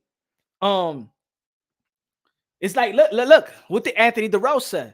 Anthony Durrell, you still owe me $10,000. Anthony Durrell, you said you will never get beaten by a white boy. You owe me $10,000. I found the audio. You owe me 10 G's. Still haven't got paid by Anthony Durrell.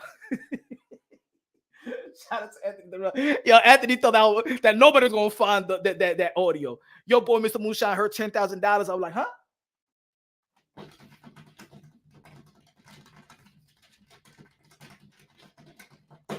Ding! Yo, that shit ain't even take me more than 15 minutes. Anthony Durrell went to live saying, man, I give anybody $10,000 if I can find anything, huh? $10,000. Yo, boy. Anthony Durrell said, white boy. I was a nerd that day. Hey, yo, I was a nerd that day. $10,000.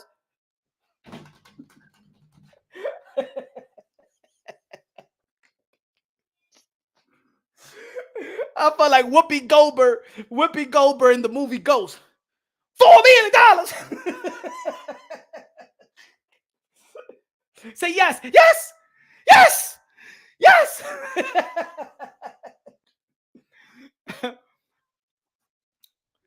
No, like in the hood, even with the chinos, right? Frank, my brother Will, man. He was working with his parents in a Chinese restaurant, Wash Heights. And over there in the hood, they some of the dudes in the block, they used to order food. The lady give the Will's mom used to give the order right there, and they used to snatch it and run. So Will, in the summer, he'll work with his moms. Will, he knows how to speak English and stuff like that. Like he's a hood Chinese. You know what I'm saying? Within the culture. You feel me? Yo, but Will knows martial arts. Will was like the Jackie Chan of the hood. Will was like how you say what's the other guy? He was the Bruce Lee, but nobody knew that. I knew that, but nobody knew that. Yo, I'm gonna tell you what this guy Will. I'll say the name. So Abraham, my boy Abraham, he ordered something, right? But he don't know Will. So Abraham ordered some food. Like Abraham used to be, you know what I'm saying? Shout out to Abe now. He's living it up right now. But back in the days, he used to struggle. So he ordered some food. Will's mom gave him the order. Abraham ran. Boom. Took the food and left the Chinese store. And in the Chinese store, they got the bulletproof glass and stuff like that. And they only got the square. This guy Will jumped into the little square glass, chased him down, and whoop his ass like Jet Li did in a movie. Like that. Chased him down, caught him a half a block, caught him, and beat his ass. Since that day, nobody robbed a Chinese store ever again after Will. We have a Jackie Chan in the hood. Yo, he did it like Jackie Chan. He jumped off that little square. Boom, his body went shoom. And I was sitting there waiting on my, whoa, shit, yo, Will, oh, shit. Boom, I started running. Goddamn, Will's fast too. Goddamn. Whoop his ass. Nobody robbed Happy World ever again. Nobody robbed Happy World ever again. Ew. James Kelly said, though it shouldn't be a race scenario. We've seen white boxers that were tight. Kelly, Pavlik, Spendafora, Tyson Fury, Scotty Olsen, etc. Yeah. But you know what it is now? It's not too many whites, James Kelly. Shout out to James Kelly with a super chat. $10 Yeah, it's not the same because look, we only got what? And I'm talking about, let's say, American Blanquito, American white, right? You got Caleb Plant, and then you got white chocolate. I haven't seen white chocolate in a while. And you got Joe Smith. Joe Smith flaws. You know what I'm saying? Paul from the forward has some. Paul was nice, yo. Paul only lost one time in his career, right? Paul Spendafora only lost one time in his career, if I could believe. I know he was a champion out there, man, in Pittsburgh. He was the man out there in Pittsburgh. Matter of fact, Paul Spendafora was selling out in Pittsburgh. You know what I'm saying? He was selling out in Pittsburgh. But we don't got a lot of them right now. What's the other guy? Milenicki. And that right now, but Caleb Plant is probably now the poster boy of white boxers right now. If you know what I'm saying? And he got a lovely wife. You know what I'm saying? Shout out to Caleb Plant. But I'm just saying, is it more of a damn? Look, why does Bernard Hopkins said to Joe Smith, I wouldn't get, ain't no white boy ever gonna beat me? Why does Devin Haney said, ain't no white boy ever gonna beat me?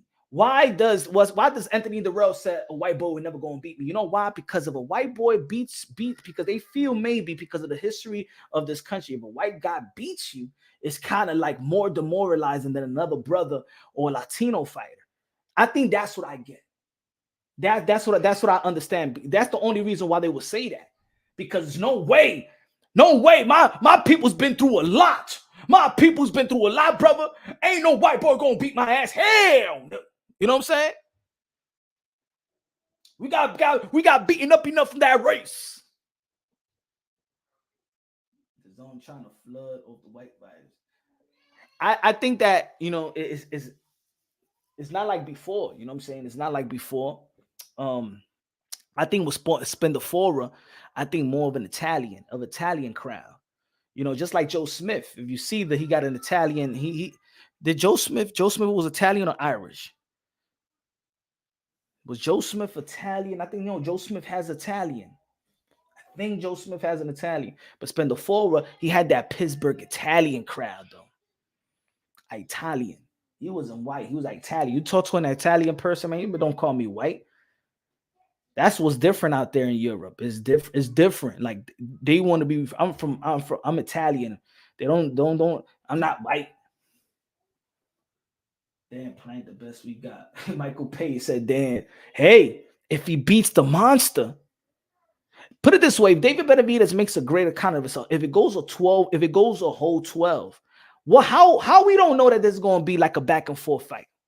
How don't we? Maybe David Benavidez beat Caleb Plant 115, 113. Maybe is a majority decision. How about if it was a split decision win? That right there would sustain Caleb Plant's career. That would sustain Caleb Plant's career.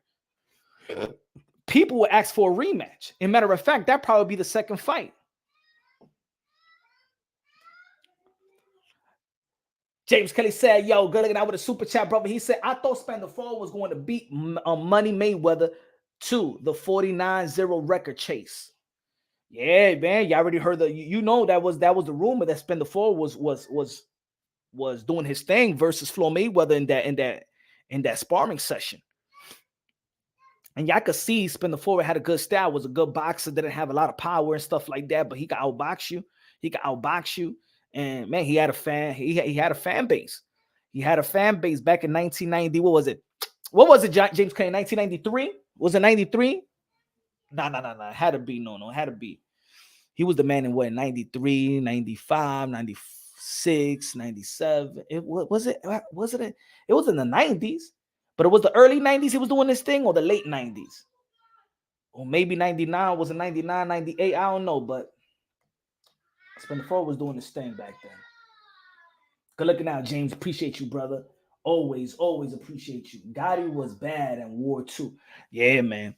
But like I said, Gotti had the Italian. See, it's not it's not necessarily we see in the sport of boxing that it was. Remember back in the days before the black fighters really had the support, it was the Jews, the Irish and the Jews. The Irish and the Jews, Rocky Marciano. Rocky Marciano was an Italian, but before that, the Jews and the Irish was going at it. In boxing, we're talking about Benny Leonard, the Ghetto Wizard 2.0. Y'all remember the ghetto? The word ghetto comes from the Jews. You know what I'm saying? It don't come from like the hood. A lot of people forget that the word ghetto comes from when the Jews was going through what they was going through. During the hardest times of the existence in the, I could say, that's what the ghetto word came from. Franco without question.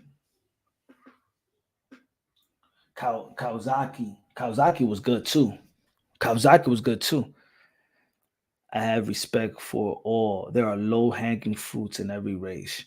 Yeah, I respect all races, man. We're one race, man. We're the man. That's what makes us beautiful, man. We're one race. I'm gonna keep on saying that. Just what makes us different, what makes us beautiful is that we have different cultures. We're the buffet. We are the buffet on earth. We are the buffet on earth. That's us, man. And it's good when other coaches adapt other coaches. That's why I love being that. That's why I'm a New York. I'm a New Yorker for life. Cause I've been to places. I've been here, out there, across the pond, every state, every city, basically every major city in the country. Ain't nothing like New York, man. I'm sorry, ain't nothing like New York. And I'm gonna tell you like this: when you have money in New York, you see a whole different New York too. There's like levels to the shit. Damn, Punchy, history teacher now, but yeah, it was in the Leonardo DiCaprio movie with Daniel Day-Lewis. Hey, Professor Potedronki, Frankie, right here. Professor, Professor Ponche today. Professor Ponche. But I think it's more of a demoralizing when you do lose. I think when a brother does lose to a white fighter. I think for the race, because their fighters always mention I would never lose to a white boy. So it has to be something there. There ain't nothing wrong with repping your people. Just do it without slight or shade to another race. Facts, Michael. Facts. Nothing wrong with that. Nothing wrong with that. You know what I'm saying? Nothing wrong repping your culture. I don't like when people rep the culture to down the other culture. Rep your race to down another race. You know what I'm saying?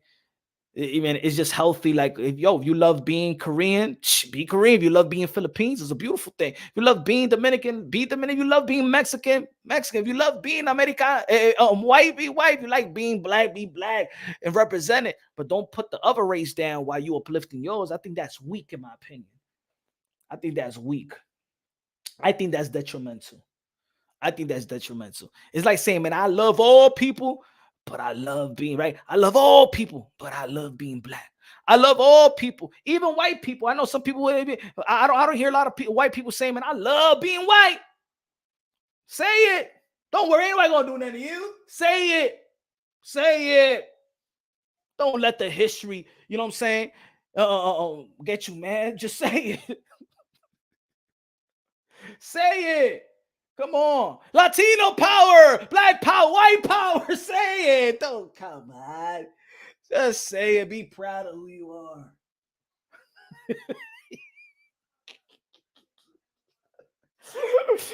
Michael be like, you're gonna be in trouble, Punch. You're gonna get me in trouble. I can't say it just like that. I can't say it like that. I can't be proud like you. I know some white people, they want to be proud. They want to say it loud and proud. I'm white and I'm proud. I know a lot of people. I know. Hello? But you know how the liberals won't let you say it. The liberals won't let you be proud. Shit, you can't even say nowadays. You can even be a proud straight man no more. How they have it, they'll be like, you toxic, you homophobic. You can even be like, I love women. Why? But why you gotta say it like that? You're supposed to say you love everybody. Yo, I'm telling you, the world is getting crazy, bro. It's the world, yo. There's gonna be guys that be like, hey, yo, so what you like? It's gonna be men gonna be like, yeah, man, I love women. Yuck, women and man, yuck. I give it 10 years, bro. I give it 10 years. The way this world is coming through, I give it like 10 years. That being straight is gonna be like you in the closet, huh? likes girls. Yuck. This world is getting crazy, y'all. I'm telling you, in 10 years, there's going to be a time where fucking straight men are going to be like, you know, back in the days when the gay people used to be, they used to be in the closet. They used to be like, you know what I'm saying? Man, over here, you love God, you bad. If you love women, you bad. If you're straight, you bad. Shit. Of course, you got all these guys in CNN. You got the pajaros and stuff like that, like John Lennon. And what's the other guy's name? The white boy. What's his name? You're going to start a race war. No race war. Women are great, but keep it real. You gotta have masculine energy. Hey, yo, Frank, I'm telling you like that. Is the world is changing. You like women, is now you're gonna have to whisper that shit. You gotta whisper it now. You gotta whisper everything now.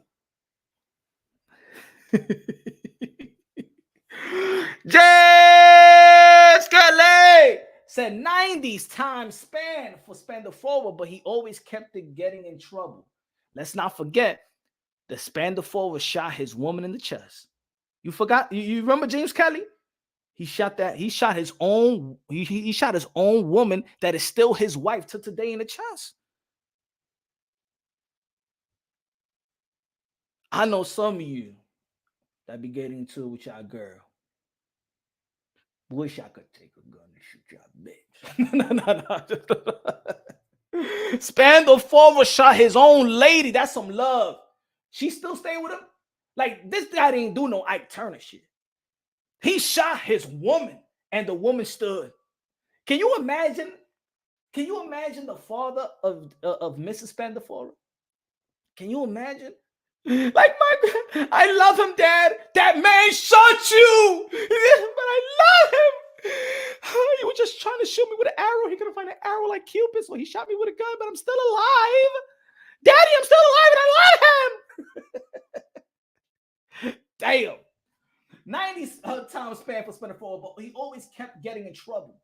He had Sweet Pea in his corner. The race issue has always been a conscious concern that crosses all areas of life, no matter what your profession is. Facts. It is.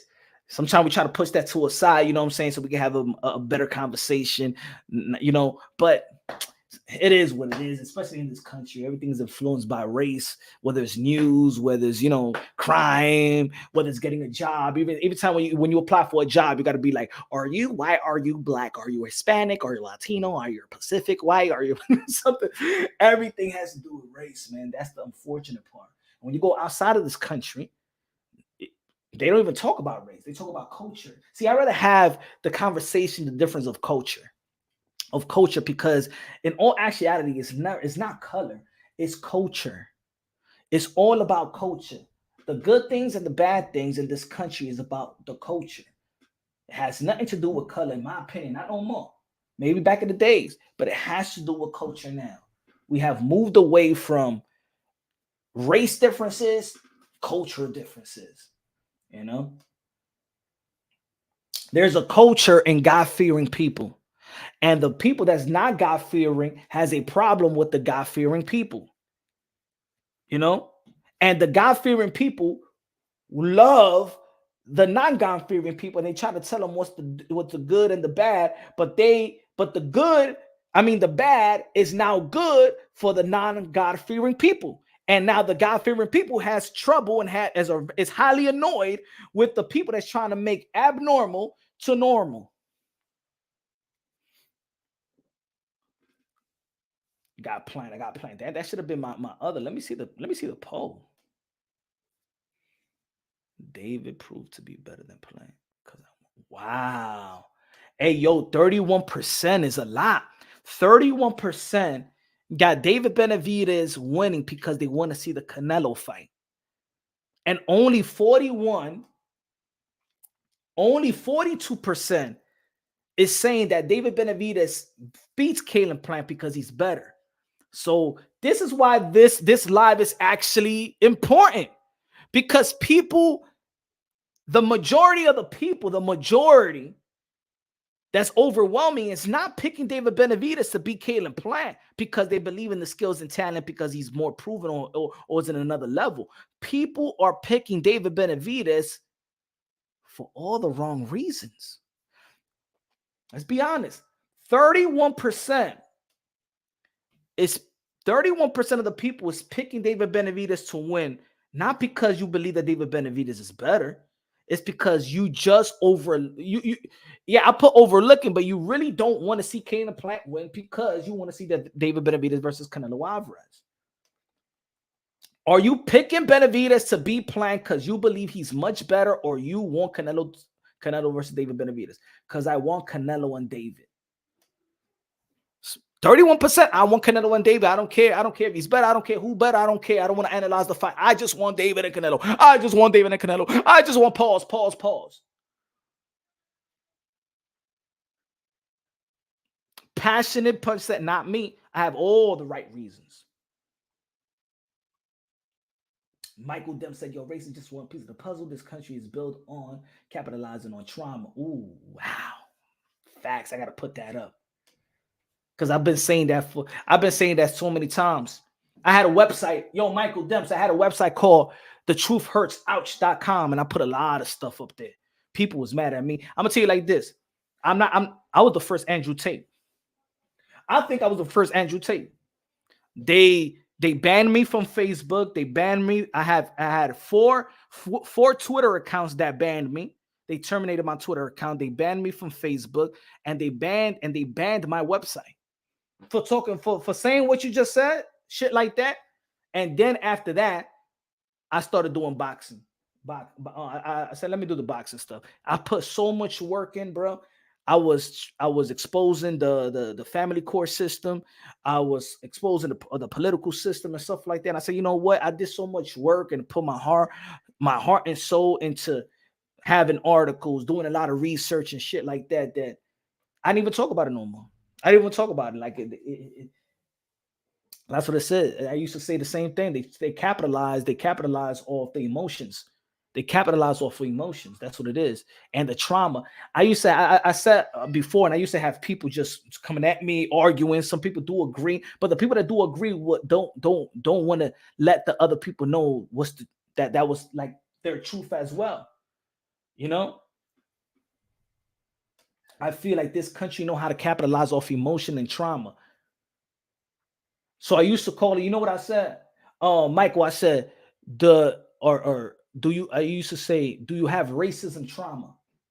Because some of the trauma that people go through, they haven't even gone through it. They seen what happened in the past. They hear what happened to a family member, a friend, or something like that, but they know the knowledge of what happened in the past. But a lot of people right now is not going through what happened in the past. Like I spoke to a lot of people, and I get into race talks and be like, oh, you know this, if you get stopped by a cop, what do you think it is? And then I ask them, do you ever got stopped by a cop? Did you ever get mistreated by a cop? No, but if what happened was the TV told you that? So that means you never met a white person that was racist towards you, right? No, but racism exists. Have you ever experienced somebody being racist towards you? No. Have you ever experienced a white man being racist towards you, holding you back? If you apply for the job, you couldn't get the job because you was race. If you couldn't stop for a cab, you couldn't get a cab because it was a race issue. No. So why you have all this racist energy and why you have all these excuses when you never went through what? Yeah, but racism exists. It exists everywhere. You know what I'm saying? I used to have these conversations. You know, people used to get mad because they feel like, you know what it is? They don't like a guy like me. You know what I'm saying? The color to justify certain things in our own community. They don't. I feel like, you know, there's a culture whether it is Black, Americanized Latinos, and stuff like that in our community that don't want to. They don't believe in accountability. Some of them may not believe in responsibility. You know what I'm saying? They want to blame sometimes people want to blame everything on everybody else. People want to blame, they want to have that. I think that people want to have that victimhood. They want that card in their back pocket. So when something don't happen in their life, they could blame it on something. They could blame it on somebody. And they could always run back to races. They could always run back. If you're getting stopped by a car, it's stopped by a cop, but you was playing loud music and stuff like that, and you look probably suspect in the neighborhood and stuff. They stopped me because I'm black. Well, maybe he stopped you because you was making a lot of noise, man. But they're not supposed to stop you for that. Caleb. Generational trauma mentally passed down by, facts. Generational trauma mentally passed down by elders. I think that's what you meant. Facts. That's what's going on. That's what's going on in our society right now. And the more that the news put out there, the news put out there, it's almost like, did y'all see the autistic kid that got beat up in the train station? And they said 3 Hispanics beat the black three, and they was yelling out the nigga. They was yelling out the nigga word, and I'm saying in my mind, that's 181st. That's Washington Heights. In that community, it's just black and Latinos. How do you know? And I'm saying, and I wrote that on the tweet. How do you know that that autistic kid was not Latino, was not Dominican, Cuban, or Puerto Rican? You know, nobody wanted to answer me. Nobody wanted to answer me.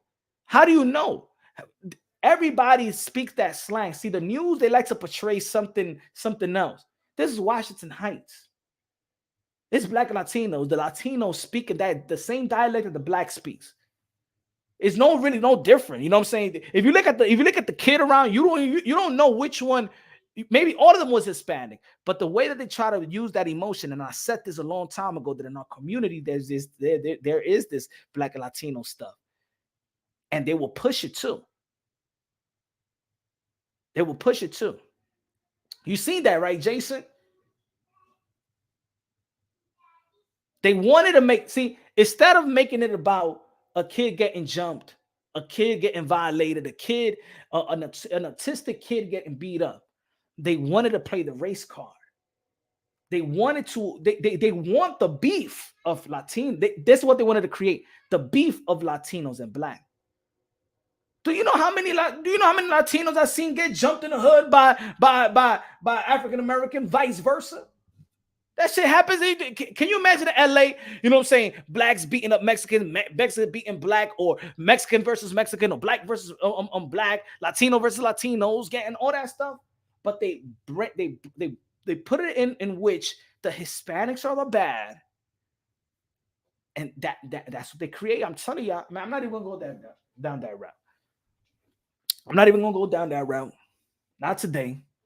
Not today. TV news is used for mind control and brainwashing this programming. Yeah, that's why they don't want. That's why they want TikTok to be out of here, right? That's why they want TikTok to be out of here, because they can't regulate TikTok the way they could regulate another American made app like Instagram and Facebook, Twitter, and stuff like that. See, with TikTok, they can't regulate TikTok the way it is. That's why they want to ban it. They don't want people to get some news from from another. I used to get my news also from I remember I used to get the Russian, the RT news, because I like to hear what other news say about America. I like to read and see what the news from other outlets from other countries say about America. I want to see if it coexists together. Sometimes they go at it. I'm gonna say it like this: a lot of countries believe that America is a bunch of pussies. That's what they believe. Yeah. They say the men on here are soft. He won't be able to hit him clean, and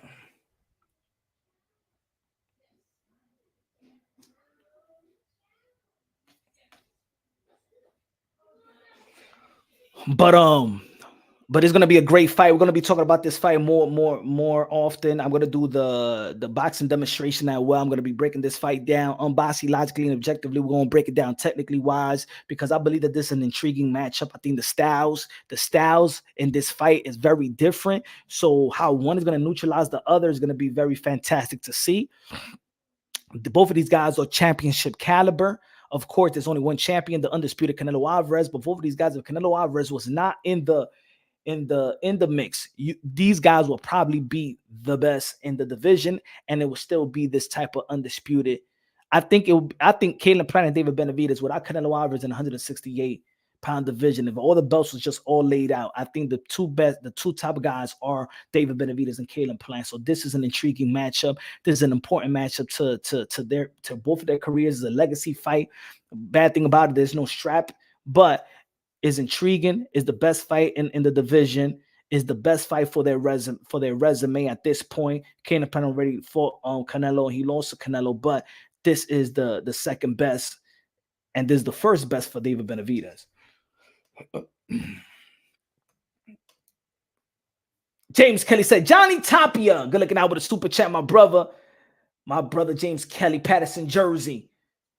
Everybody support my brother James Kelly. Can't wait for you to come out with the new podcast and ish like that. Johnny Tapia was a great fighter, but he dealt with a lot of mental issues. He watched his mother get murdered when he was young. He had suicidal demons. He finally gave in to suicide and took his life. Mental issues are real. Yeah, man. And look what's happening also now, James Kelly. Mental issues are real. Mental illness is real. But what's happening now with mental illness is that people are capitalizing off mental illness and the push of mental illness, in which they're using that as a victimhood. So now, before, some people will use a race card, right? Not saying that there's no racism. There's racism out there, but sometimes people bring up racism when there's when there's no racism in it, but they just bring it up. Now people are bringing mental issues and mental illness for everything so they could get justified for whatever wrong they may be doing. Now, if somebody rapes a woman or does something, we have to, is he mentally ill? What is he going through in his, you know what I'm saying? Now people are just using mental illness. They use it. Look at the athletes. How many athletes? Look. We had the gymnastic woman. You know what I'm saying? She says mental illness. Ryan Garcia, mental illness. Now people, yes, you give them Adrian Broner, mental illness. You know what I'm saying? Then there's other people like Javon Davis said, I got mental illness, but I leave it in the ring. Mike Tyson was going through mental illness and trauma, but he left it in the ring. Teofimo Lopez was going through mental drama, which he said, I was thinking about suicide 3 times leading up to after the Lomachenko fight. After the Lomachenko fight, Teofimo Lopez wasn't a happy dude, but he still went out there and did it in the ring. Some people handle mental issues and mental illness in a different way. But it's becoming apparent that everybody got mental issues, and if everybody got mental issues, then nobody got mental issues. We're heading to that lane, and I really, Oh, James, I'm about to time out right now because I gotta go right there to the park for the kiddo before it turned dark. You feel me? But yo, James Kelly, I don't know if you're gonna be up, but I'm doing another live, 10 o'clock p.m. Eastern time. I'm interviewing. It's gonna be round two. Rick Glazier, Punch Drunk, round 2. Rick Glazier gonna come to the channel. We're gonna be chopping it up about the things in the sport of boxing with transparency, and of course, I'm gonna let the panel. I'm gonna send the link at 10 o'clock. I'm going back live, James Kelly, 10 o'clock. Right now, I'm about to run, chill with the famos. Punch, are you letting it? Yeah, I'm going back at 10, but good looking now. I'm gonna open up the panels later on. I don't want to be in a rush. Sometimes the issue in the physical that causes the mental. 10 o'clock p.m. Eastern time. I'm going live again. Me, Rick Glazier, Punch, and Rick. Punch, Glazier, going at it. If y'all know me and Rick Glazier, we agree and disagree on many things. Yeah. Tonight, 10 p.m. Eastern time. Tonight, 4 less than 5 hours. Me and Rick Glazier, we're gonna go at it. We're gonna be chopping it up and stuff like that. Everybody's seen that we've in other channels. Shout out to Rap Store Boxing Eyes. We've been at it. We going at it. You know what I'm saying? Johnny in the building. What's good? What's good? What's up, Pun? What's today? What we talking about? Man, we've been talking about the David Benavidez and Caleb Plant. Whether people are picking David Benavidez to beat Caleb Plant because the skills, the talent, because you believe that he's better than Caleb Plant. He passed the eye test. He's another level than Caleb Plant. He could neutralize Caleb Plant, not the other way around. Or you picking David Benavidez to beat Caleb Plant because you just want to see the David Benavidez versus Canelo Alvarez, and you don't want Caleb Plant to throw the monkey wrench. That's what we're talking about today. Are we analyzing fights nowadays emotionally or technically? Are you making your emotional decision that you want David Benavidez, that you think David Benavidez is going to beat Caleb Plant? Is that an emotional decision or the emotional breakdown, or is that a technical breakdown? Let me see what we have right now. Same thing, 145 people voted, 42 people percent have David proved to be better than Plant. 31% of the people. So meaning 31% of the people, hold on. 31% of the people don't believe that David Benavidez is proven that it proves that he's better than Caleb Plant. I think people just want to see the Canelo Alvarez versus David Benavidez fight, and they don't want nobody to throw no monkey wrench. But in boxing, it does happen. It does happen. When people want this fight so bad, and sometimes the fighter may want that fight bad, and I don't think that David Benavidez is overlooking his opponent. I think a lot of fans is overlooking Caleb Plant. Let's not forget that we were supposed to get, for the undisputed, I believe so, supposed to be Zab Judah versus Mayweather, and everybody overlooked what was his name? Zab Judah versus the Argentinian guy. Damn, I forgot his name. Remember the Argentinian guy? Boy, what's his name? Well, Zab Judah lost to him and threw a monkey wrench. Like, yeah, it was a big fight, Zab Judah versus Floyd Mayweather, but it wasn't as big. It was a Baltimore. When Zab Judah lost to Baltimore, it took a lot of energy away from Zab Judah versus Floyd Mayweather. Not Baltimore. When Zab Judah lost to Baltimore, he was supposed to fight Floyd Mayweather, but he fought Baltimore. But he fought Baltimore. So it took a lot of energy away from Zab Judah and Floyd Mayweather. He threw a monkey wrench. In boxing, there's been monkey wrench thrown around, right? Bivol, I don't think that was a monkey wrench in my opinion. I don't think it was a monkey wrench. James Kelly said Caleb is going to wake up everyone. Baltimore. Woo! Yo. Damn, I should have done I should have done who y'all think is really going to win. Caleb Plant. Y'all believe this is a fight, a 50-50 fight? And to be honest, James Kelly, you think you know why I think that now is more of the gap that's closed is closer more than ever. It's because the way that Caleb Plant beat Anthony Durrell. Now, James Kelly, let me ask you this: if Caleb Plant would have fought David Benavidez right after the Canelo fight, would you be picking Caleb Plant to still beat David Benavidez?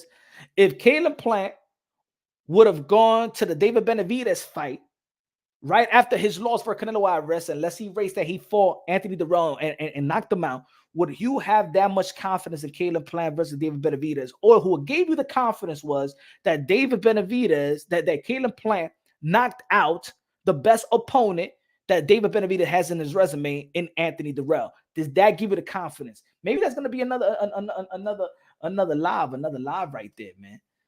Matter of fact, I'm going to do a video about that probably later on. Was it Caleb Plant beating Anthony Durrell that gave you the confidence that this fight is going to be better than what it would have been if it was before the Anthony Durrell knockout? Because now I hear people, like I said earlier, people are talking about the power of Caleb Plant, which they never ever brought up. Floyd still fought Zab. Floyd this fought Jab, but I think the energy wasn't the way that was intended to be before the Baltimore. When it was Zab Judah versus Floyd and everybody was talking about it, everybody was talking about it, bro. In boxing, Zab Judah versus Floyd Mayweather, that was like the Gervonta Tank Davis, Ryan Garcia. And then Zab Judah lost to Baltimore, and nobody had Baltimore beating no Zab Judah. You know? Facts. Michael said biggest monkey wrench was Fury waking up from the dead.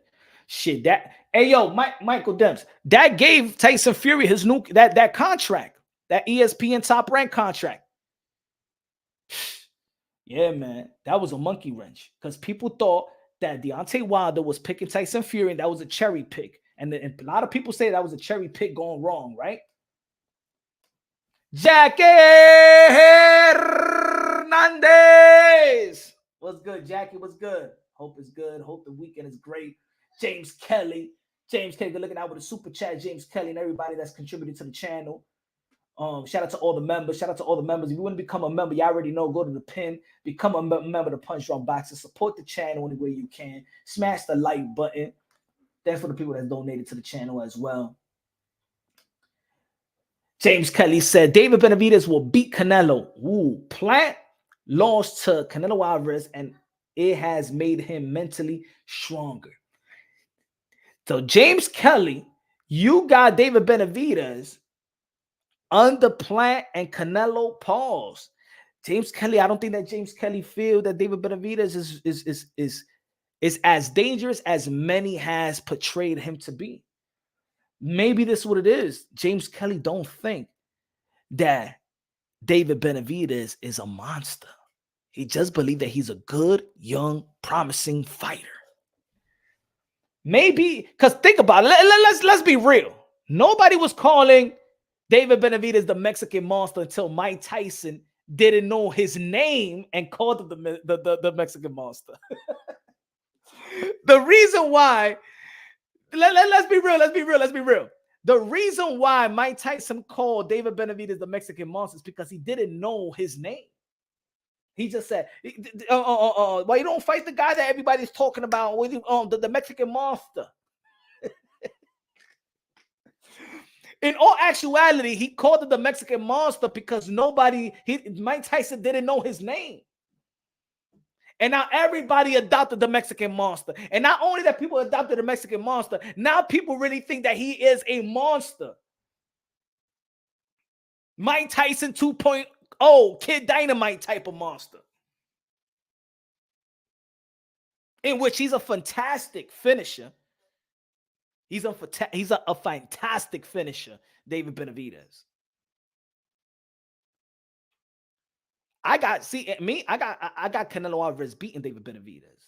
I got Canelo Alvarez beating David Benavidez. You know what I'm saying? And Canelo Alvarez is not that old yet. Yes, there's a lot of wear and tear in Canelo Alvarez. He turned pro at the age of 15, but I still got Canelo Alvarez edging. Even if David Benavidez stops Caleb Plant, if David Benavidez beats up Caleb Plant to pillar the post, I still got Canelo Alvarez beating David Benavidez. Now, is the reason why this is just more, it's already an intriguing fight, but it's more intriguing because we got the potential Canelo Alvarez fight. But now, if Canelo Alvarez does not look like he's supposed to look like versus John Ryder in front of his people, and I'm going to tell you like this, Canelo Alvarez is going to have the type of pressure that he probably never had in terms of an arena because he's going to be back in Mexico and he wants to look good. And if you notice other people that go back home after becoming a champion, after, you know what I'm saying, being certified as a world-class champion and elite fighter, look what happens. I'm going to give you a couple of names. Caleb Plant and David Benavidez, win or lose, will be a great fight. It is a great fight. Will be a great fight. I think it's going to be a highly entertaining fight. This week is going to be highly entertaining as well. I'm going to say this. Every time a fighters go back home, there's a lot of pressure. Let me name you a couple of fighters that didn't look spectacular. They won. Some of them lost, but didn't look spectacular because they go back home because that pressure and wanting to look great wanting to look great. Errol Spence versus Mikey Garcia back in Dallas. Errol Spence was supposed to demolish Mikey Garcia. 135-pounder with no abs. You were supposed to demolish Mikey Garcia. Errol Spence did not make a statement. Even Manny Pacquiao was in that fight. He was like, this is the guy. Is this the guy that called the boogeyman? You didn't even knock out Mikey Garcia, my friend. You threw 1,000 punches and didn't do nothing. I beat the fuck out of him. He no good. I know I'm afraid of him. Josh Taylor versus Catterall back home in Scotland. It didn't look good. He didn't look spectacular. He didn't look good. High, low, dímelo. If it's moonshine, they got to be great, better than Frosted Flakes. Teofimo Lopez back home versus, look, Teofimo Lopez back home versus George Cambosa. Teofimo Lopez back home versus Sando Martin. A lot of people didn't feel like he looked spectacular. He didn't even feel like he looked spectacular. He did look spectacular when he was outside of New York versus Pedro Compa. But when he came back home, he looked spectacular versus Lomachenko. He did look spectacular versus Richard Comey. But remember, that was a co-main. When it was time to have his main event and the headline is Teofimo Lopez, he didn't look spectacular.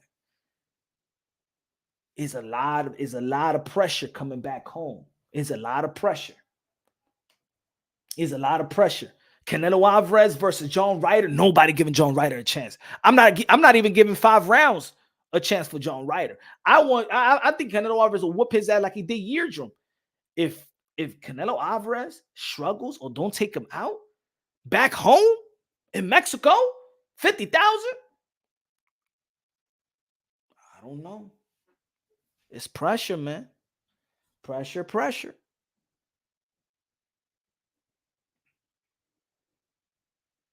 I want to see, but it's not going to be brutally beat. It's going to brutally beat Plant. I'm rooting for Plant, but I got David in a brutal beating in the second half fight. We're going to see, man. We're going to see. But I can't wait for all these fights, ladies and gentlemen. We got Caleb Plant, David Benavidez. We got Shakur Stevenson back in the ring. Keyshawn Davis back in the ring. We got Anthony Joshua versus Martin back in the ring. We got Canelo Alvarez versus John Ryder. We got Canelo Alvarez, the cash cow of sport of boxing, back in the ring May in Cinco de Mayo. After that, the next day, we got Naoya Inoue versus Stephen Fulton. Beautiful legacy, pound for pound caliber of fight. Then we got Devin the Dream Haney, the lightweight undisputed versus Vasily Lomachenko. An incredible fight. Before that, of course, we got Gervonta Davis versus Ryan Garcia, April 22nd. I forgot. I skipped that one. But then after that, and June 10th, we got Teofimo Lopez versus Josh Taylor. It is going to be an incredible weekends of boxing. I'm gonna tell you like this: if your lady is mad that you go to the club and you're always out on the weekends, she's gonna love you. If you're a boxing fan, your lady is going to love you for the next several weekends because your ass is gonna be home looking at great boxing. So there's a lot of boxing fights that you could throw a party.